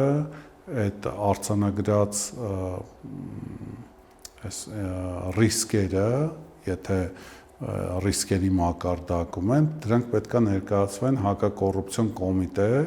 ու հակակոռուպցիոն կոմիտեի քննության արդյունքում արդեն պետք է ասվի, բայց այստեղ շատ կարևոր է, որ այդ ամեն ինչը հիմնավոր նաև հասարակական կազմակերպությունների կողմից ներկայացվի, հանրայնացվի, այդ ամենակարևորն է, որովհետև բոլորս էլ մենք ուզում ենք, որ անվտանգ բնական միջավայրում ապրենք, զերծ, չգիտեմ, տարբեր տենց ներգործություններից վնասակար ու այստեղ կարևորը ընդհանրապես ամենակարևորը մարդն է ու իր կյանքը, իր առողջությունը։ Եթե այդպիսի գիտական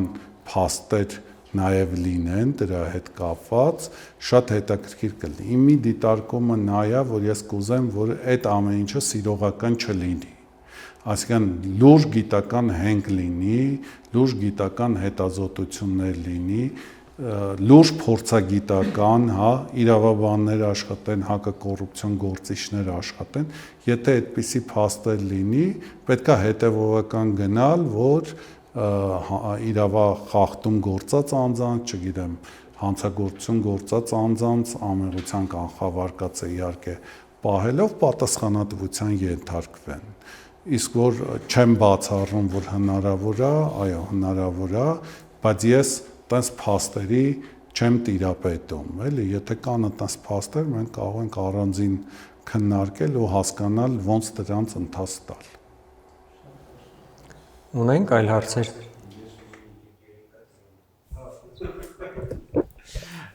Մեկը վերաբերում է իմ սիրելի թեմաներից մեկին էս վերջի ժամանակներից, արհեստական բանականության հետ կապված խնդիրներին, ու այս վերջերս տեսա, որ Ալբանիան նոր նախարար ունի պետական գրումների հետ կապված, որ AI իրենց ներկայացնում, ու ասենք AI համակարգ կա, որ ասում են, որ գրեթե զրոյական մակարդակի կարող բերի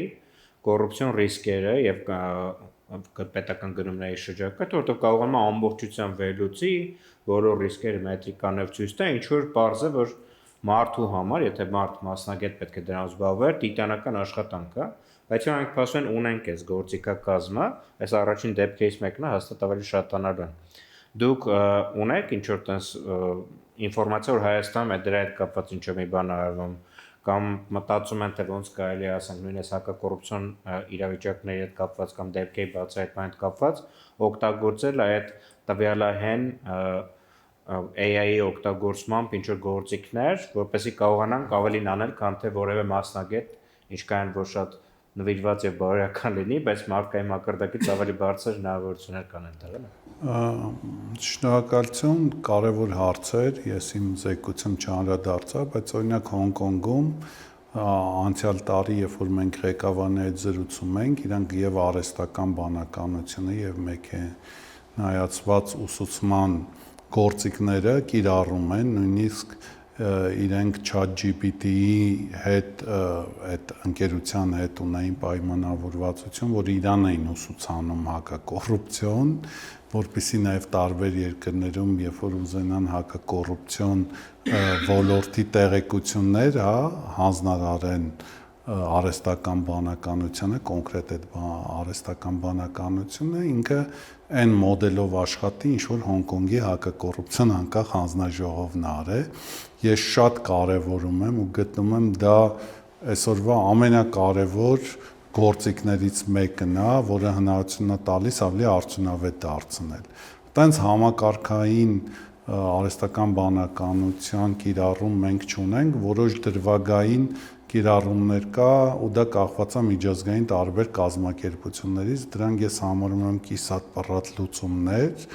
ու շատ կարևոր է, որ նոր ռազմավարությամբ մենք նախատեսենք արդեն արհեստական բանականության գործիքների կիրառման, ինքը ունենա ռազմավարական նպատակ էլի այդ ուղղությամբ ու համակարգային լուծումներ տա, որովհետև մենք չենք կարող հետ ընկնենք ժամանակներից, այն ինչ որ արդեն Ալբանիան է օգտագործում, կարծում եմ, որ մենք էլ վաղուց պետք է օգտագործենք ու արդյունավետ է, օրինակ նույն տիպի քրեական գործերը վերլուծելով, նույն հանգամանքներով, օրինակ քննիչի աշխատանքը կարող է հեշտացնի, կոռուպցիայի կանխարգելման հանձնաժողովի աշխատանքը կարող է արհեստական բանականության գործիքների կիրառման ոչ թե ընտրանքային այս չափով հայտարարագրեր վերլուծեն, այլ ամբողջական հայտարարագրերը վերլուծի, ինքը կարմիր դրոշակները դնի, թե որոնք են ռիսկային, նոր մարդիկ վերցնեն, դրանք ստուգեն։ Գիտեմ, որ դրվագային, որ ասում էի, նկատի ունեի կոռուպցիայի կանխարգելման հանձնաժողովը, որ այդպիսի ինչ-որ նախաձեռնություններ ունեին միջազգային գործընկերների հետ, որ ուզում էին որոշ բաներ արհեստական բանականության գործիքներ կիրառեն, բայց դա պետք է արվի համակարգային, էլի կիսատ-պռատ լուծումները կարող է ավելի վտանգավոր լինեն ու փոխկապակցված պետք է լինի իրար այդ բոլոր համակարգերի մեջ, էլի մարմինների, որ իրանք կարողանան նույն գործիքներով իրենց ոլորտի օգտագործեն։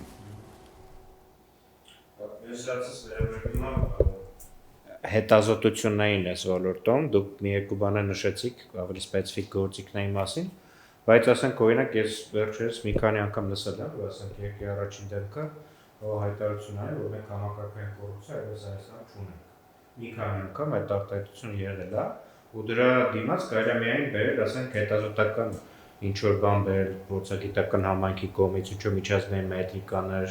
կամ ասենք հետաքննող լրագրողներ ինչ-որ բան բերվի, ասում որ բայց ասենք ունենք մենք հիմա այդ տենց համակարգային նաև հետազոտական աշխատանքներ, ինչ-որ մետրիկաներ, որ հասկանում են թե Հայաստանում ինչ է կատարվում, այլ ոչ թե պարզապես այնակ ովքեր ասենք ես հետաքրքիր ինչ-որ բան ցույց տա, ոնց ուզան, ինչ ուզան։ Ցավոք մենք չունենք, ես նշեցի ու դա միջազգային գործիքներ է, ու ես նշեցի դրանցից մեկը, բայց նաև այդ գործիքներով Հայաստանի մասով տենց առանձին ուսումնասիրություն չկա, բայց դուք հետաքրքիր առաջարկ եք անում, մենք կարող ենք ավելի խորանալ ու դրա վերաբերյալ եզրակացություններ անել, չնայած մենք նաև ունենք հակակոռուպցիոն կոալիցիայի հայտարարությունը, որ դեռևս Հայաստանը չի հաղթահարել համակարգային կոռուպցիան եւ նաև վկայակոչել ենք քաղաքացիների այդ ընկալման համաթիվը, կոռուպցիայի ընկալման համաթիվը, որ ես ասացի փորձագիտական գնահատմամբ 50-ից երբ որ անցնում ես, նոր այդ շեմը հաղթահարում ես, այդ վկայակոչումով մենք դեռևս չենք հաղթահարել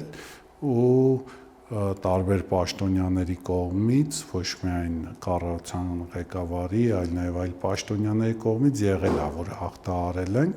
բայց այդպիսի գիտահեն ապացույցներ չեն ներկայացվել, դա սուբյեկտիվ հայտարարություններ են։ Այս ասում սուբյեկտիվ հայտարարություն, դա սուբյեկտիվ հայտարարություն է, Վերջին հարցը ստամ չեն ձերի հարցերն է ծրքում, կրթության հետ կապված, գիտեմ, որ դուք աղին աշխատանքներ որոտում այլ եք, մի քանի հրատարակություն հակակոռուպցիոն դպրոց է իրականացել, ինքս արդեն մնացել ձեր պայծառ երիտասարդների շփվելու աշխատելու, իսկապես էլ լուրջ պոտենցիալ ունենք այդտեղ, բայց կարող է մեր կազմակերպության հիմնական բնույթը կրթությունն է, ուզում եմ մի փոքր ձեր դիտարկումներ ներկայացնել, մանավանդ վերջին հարցն է, որ հարցեր չկան, ոնց պետք է մոտենալ կրթության ոլորտում այս հարցին։ Ինչ-որ բաներ տնտղել եք արդեն ձեր ծրագրերի ժամանակ երևացել, ոչ որ բան լավ աշխատում թե չէ, ու ասենք մենք նաև որպես կառույցով կրթական բարեփոխումներ է փորձում իրականացնել ու տարբեր կառույցներ առաջարկել լուծումներ, ինչ եք տեսել հենց հակակոռուպցիոն կրթության հետ կապված, որ պետք է դրանցից սկսել կամ դրանք կարևոր են կամ արդյունավետ արդեն տեսել եք, որ ստացվում է դեպս։ Տեսեք, նախ նույն Հոնկոնգի փորձառությունը ցույց է տալիս, որ տարբեր սեգմենտների երիտասարդների պետքա տարբեր մեթոդաբանություն կիրառել, օրինակ իրենք ունեն գործիքների ասենց համախումբ, մանկապարտեզի, նախադպրոցական հաստատության երեխաների համար ու դա արդեն կիրառում են երևի 10 քանի տարի ու մենք էլ առաջի անգամ ռազմավարությամբ 23-26 թվականների նախատեսեցինք դա նախադպրոցական հաստատություններում, ուղղակի մոտեցումը տարբեր պետք է լինի, ոչ թե դու մանկապարտեզում գնաս թեկուզ կերպարային ներկայացնես կոռուպցիա, երեխեքը չեն հասկանա, բայց եթե դու բարևարկության բաղադրիչներից սկսես, երեխաները կհասկանան, այսինքն ամեն լսարանի համար թեմատիկան տարբեր պետք է լինի, գործիքները տարբեր լինեն, օրինակ ես ներկայացրեցի, որ Հոնկոնգում շատ, այսպես ասենք, ոնց կլինի խաղայնացված, այդ գործիք, այդ գործիքների կիրառումը շատ արդյունավետ է։ լինում։ Ուղղակի պետքա դպրոցներում էլ լինի, օրինակ մենք ունենանք շատ այդպես համակարգչային խաղեր, չգիտեմ, ուսուցումները այդ մեթոդաբանություններով արվի, որ իրանք դառնան իրականացնող, իրականում էլ իրենք պատկերացնեն, որ իրանցից է կախված իրականացումը, իրանց դպրոցում, իրանց համայնքում, իրանց ընտանիքում ինչ-որ բան փոխելով, այդ արժեքների, ես որ մտնում եմ լսարան, միշտ երեխաների հետ արժեքների տենց խաղ կա, այդ խաղն եմ անում ու ոնց որ գումարով արժեքներ են գնում, հետո ամբողջ լսարանով որոշում եմ, որ նա ամենա 3 կարևոր հակակոռուպցիոն արժեքները։ Ուզում ասեմ, այդ խաղային մեթոդաբանությունը շատ լավ է, նստվածքը շատ ուժեղ է տալիս, ուղղակի պետքա այդ փորձառությունն է ցույց տալիս, որ պետքա տարբեր մեթոդաբանություններ լինի, այսինքն նույն մեթոդաբանությամբ չես կարող գնալ բուհում աշխատել դպրոցի բարձր դասարանցիների ցածրում ու նախադպրոցականում կամ աշխատես տարեցների հետ, հա, դրանք լրիվ տարբեր մեթոդաբանություն է ու այդ առաջավոր փորձը, որ Հոնկոնգը գեներացրել է, ինքը այդ բոլոր ոլորտներում ունի արդեն 50 տարվա փորձառություն։ Այդ շատ արժեքավոր է ու նույնիսկ ես առաջարկել էի, որ մենք հնարավորություններ ունենք, որ մեր մասնագետների համար կարող ենք ուսուցումներ անենք, այնտեղ տանենք, այնտեղից մասնագետներ բերենք, շատ ուժեղ ակադեմիա ունի Մալազիայում, հա, Մալազիայի հակակոռուպցիոն ակադեմիան ֆունդամենտալ է, կա Լաքսեմբուրգի ակադեմիան Վիեննայի կողքը, որը ավելի հրավիրող դասախոսների ակադեմիա է, չունի այն ուժեղ կարողությունները, ինչ ունեն Մալազիան։ Հիմա Հոնկոնգը իր ուսուցման կենտրոնը դարձրել է ակադեմիա, արդեն քանի տարի է ու տարբեր ուսուցումներ է մշակել, հա, թեմաներ ու իրականացնում է։ Ուղղակի մենք պետք է մնանք այդ գծի վրա, բերենք այդ փորձառությունը, հաշվի առնենք մեր երկրի առանձնահատկությունները, փորձը, հնարավորությունները, մեր գիտական պոտենցիալի հնարավորությունները ու դրանք տեղայնացնենք։ Դա հսկայածավալ աշխատանք է ու դրա համար լուրջ գումարներ պետք է հատկացվի։ Քննարկման ընթացքում մենք ոնց որ անդրադարձանք նրան, որ երկրներ կան, իրենք արդեն ավելի կենտրոնացած են մասնավոր հատվածի վրա։ Ես կուզեի հասկանամ Հայաստանը այս կտորում ինչ որ բան անում է, ու այս process-ները արդյոք կարելի է զուգահեռ անել, այսինքն չսպասել, հա, պետական հանրային կտորում հասնել ինչ որ վիճակի նոր, որովհետև մասնավորապես կրթական process-ում մասնավորը եւս կարա մեծ դեր ունենա ու միջազգային շատ ընկերությունների պարագայում բարեվարկությունը, չգիտեմ, հակակոռուպցիոն քաղաքականությունը իրենց հիմնական գործունեությանը կից process-ներ է ու աշխատակիցները բարբերաբար ինչ որ process-ներ անցնում են, ուզում իմանամ Հայաստանում ունենք նման իրողություն թե չէ։ Շնորհակալություն, շատ կարևոր հարց բարձրացիք, երբ որ քննարկում ենք 2023-26 թվականների ռազմավարությունը հակակոռուպցիոն, մեր կազմակերպության ու հակակոռուպցիոն կոալիցիայի կողմից հենց առաջարկվեց, որ մենք մասնավորում էլ դնենք այդ պայքարի գործիքները ու կոռուպցիայի կանխարգելման հանձնաժողովի նոր լիազորություն ոնց որ պատվիրակվեց օրենքով, որպեսզի իրենք այդ մասնավորում էլ անեն։ Դրա մի քիչ մանրամասն եմ, էլի շատ կարևոր է, ոնց են անում օրինակ Հոնկոնգում։ Տեսեք, ամեն ինչ չի, որ պատիժը բերում է արդյունքների։ Օրինակ կա խորհրդապահական խորհրդատվությունների ինստիտուտ, երբ գաղտնիության սկզբունքով կարող է անկերության պատասխանատուն գա հակակոռուպցիոն մարմին ու ասի օրինակ մաքսայինի խախտումներին, հա, ինքը ներկրումներով է զբաղվում, արտահանումներով է զբաղվում, ինքը գիտի այդ կոռուպցիոն բոլոր շղթաները, հա, շղթայի օղակները։ Ու ինքը գալիս է ասում է ու ոչ թե հակակոռուպցիոն մարմինը քրեական գործ անում, ձերբակալություններ են անում, չգիտեմ, հատակին են պարկասնում։ Իրանք դա վերցնում են իգիտություն ու սկսում են հանրային քաղաքականությունը բարելավել։ Այսինքն որտեղ կա հայեցողություններ սկսում են իջացնել, տեսնում են, որ տեսեք այս վերահսկողությունը լավ չի արվում, կամերաները դրված է, բայց այն պաշտոնատար անձիկ, որոնք պետք է վերլուծեն այդ ամեն ինչի ինֆորմացիան, լավ չեն անում իրանց բանը կամ վարչարարությունը լավ չի արվում։ Ու ինքը բարեփոխում է, ոչ թե քրեական պատասխանություն է, ոչ մեկ չի իմանում այդ ինֆորմացիան մի օր է տեսուչը տեսնում է, որ իր հայեցողությունների շրջանակը, որտեղ ինքը փող էր աշխատում, վերացվել է, այլ չկա։ Հիմա մենք առաջարկել ենք Հայաստանում, որ դա արվի։ Իհարկե, երբ որ ես բացատրում եմ այդ քննարկումների ժամանակ, շատերի մոտ շատ դժվար էր պատկերացնել, բայց ես ուզում եմ, որ մենք դա էլ դնենք, որ հետո չանցնենք մի 15 տարի հետո, ասենք, այ տեսեք, մենք էսի չենք արել, հիմա պետք է այս անել։ Ուզում ասեմ, դա էլ ենք դրել, հուսանք դրա վրով է աշխատանք կլինի, բայց այդտեղ մի հատ ուրիշ կարևոր հարց կա։ Կոռուպցիայի կանխարգելման հանձնաժողովը չունի այդքան հնարավորություններ, փող, մասնագետներ, որ դա արվի, այսինքն իրեն ծանրաբեռնել ենք շատ լիազորություններով, բայց կատարման ընթացքի նյութատեխնիկական ապահովումը մարդկային ռեսուրսների չեն կարող, ասեմ ավելին, այդ մարմինը արդեն 2 տարի չի ձևավորվում իր 5 հոգյանոց կազմը, որ նախագահ ընտրի, պաշտոնակատարով է, դա էլ քաղաքական իշխանության պատասխանատվության խնդիր է, դա ամոթանքի արժանի բան է, երբ որ մրցութային խորհուրդը ընտրում է թեկնածու,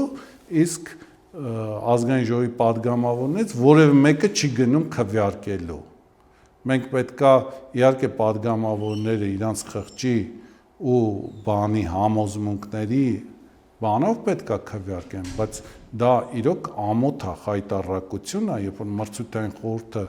ընտրում է, իրենք չեն գնում քվեարկելու ու արդեն քանի անգամ ձախողվում է։ Դրանով էդ էլ է մի ուրիշ վտանգ, որ մարմինները